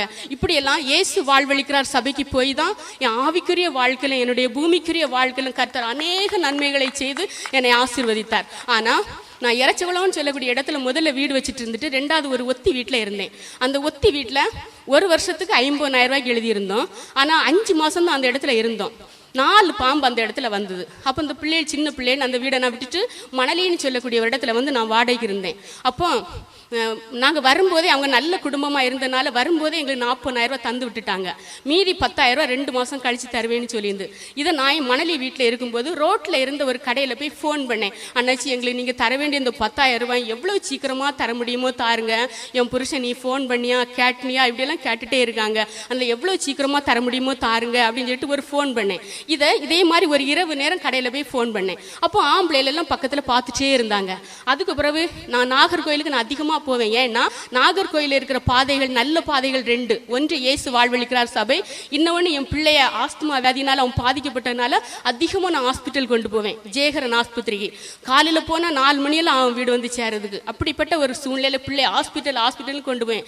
ஹாஸ்பிட்டல் போனாலும் பேக் கொண்டு தான் போவேன், ஜெபக்கூட்டத்துக்கு போனாலும் பேக் கொண்டு தான் போவேன். பைபிள் பேக்கில் இருக்கும். ரோட்டில் இருக்க ஆம்பளைகள் பார்த்துருக்கவங்களுக்கு எல்லாம் இவள் பேக் கொண்டு எங்கே போகிறா, பைபிள் இருக்கிறது தெரியாது, நான் ஜெபக்கூட்டத்துக்கு போகிறேன்னு தெரியாது, என் பிள்ளை ஒரு வியாதிப்பட்டவன் நான் ஹாஸ்பிட்டல் போகிறேன்னு தெரியாது. நான் இயேசுவை பின்பற்றி அநேக நன்மைகளை பெற்றிருந்தாலும் என் வாழ்க்கையில் பாடுகள் நிந்தைகள் அவமானங்களை நீ சூழ்ந்து கொண்டது.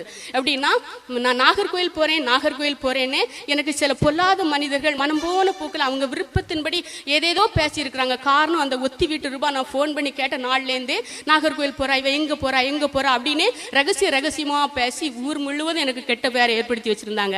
ஆனாலும் நான் ஆண்டுக்குள்ளா மகிழ்ச்சியா இருந்தேன். ஏன்னா உத்தமர்களின் நாட்களை கர்த்தர் அறிந்திருக்கிறார் என்பது எனக்கு தெரியும். உத்தமமாய் நடக்கக்கூடிய தேவனுடைய பிள்ளைகளை கர்த்தர் அறிந்திருக்கிறார்னு எனக்கு தெரியும்.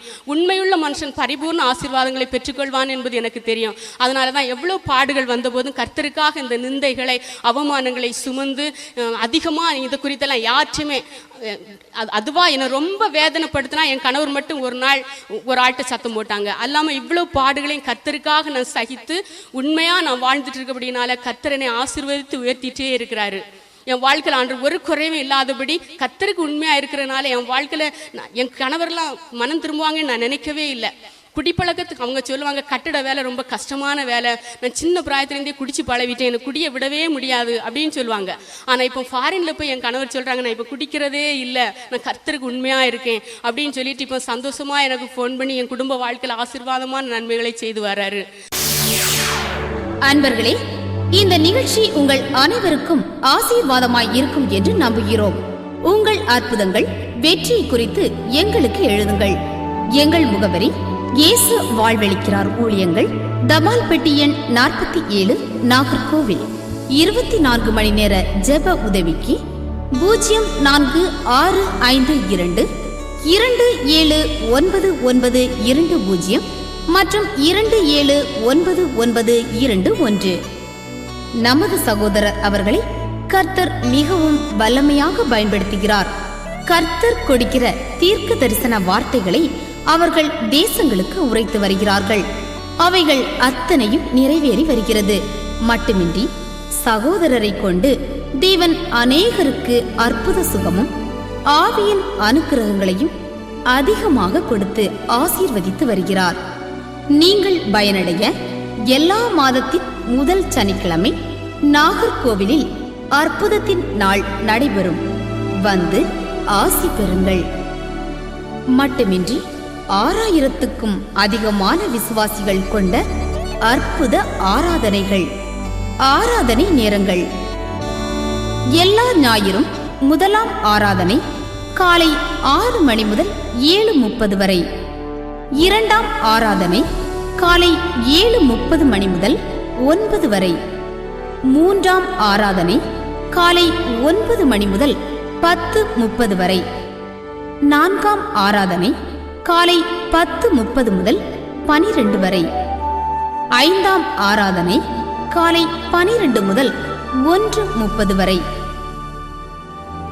எங்கள் ஊழியத்தை பற்றி நற்செய்தி ஊழியங்கள், பராமரிப்பு கூட்டங்கள், உபவாச கூட்டங்கள், பத்திரிகை ஊழியங்கள், செய்தி ஒலி நாடாக்கள், வட மாநில மிஷனரி ஊழியங்கள், ஊழிய கருத்தரங்கு, கைப்பிரதி ஊழியம், சிறு கிராம ஊழியம், தரிசன முகாம்கள், சிறியோர் முதியோர் காப்பகம், தொலைக்காட்சி ஊழியங்கள் மற்றும் ஆத்தும அறுவடை ஊழியங்கள். வருகை தாருங்கள், அற்புதம் பெறுங்கள். கிறிஸ்து உங்களை ஆசீர்வதிப்பாராக. ஆமேன், ஆமேன்.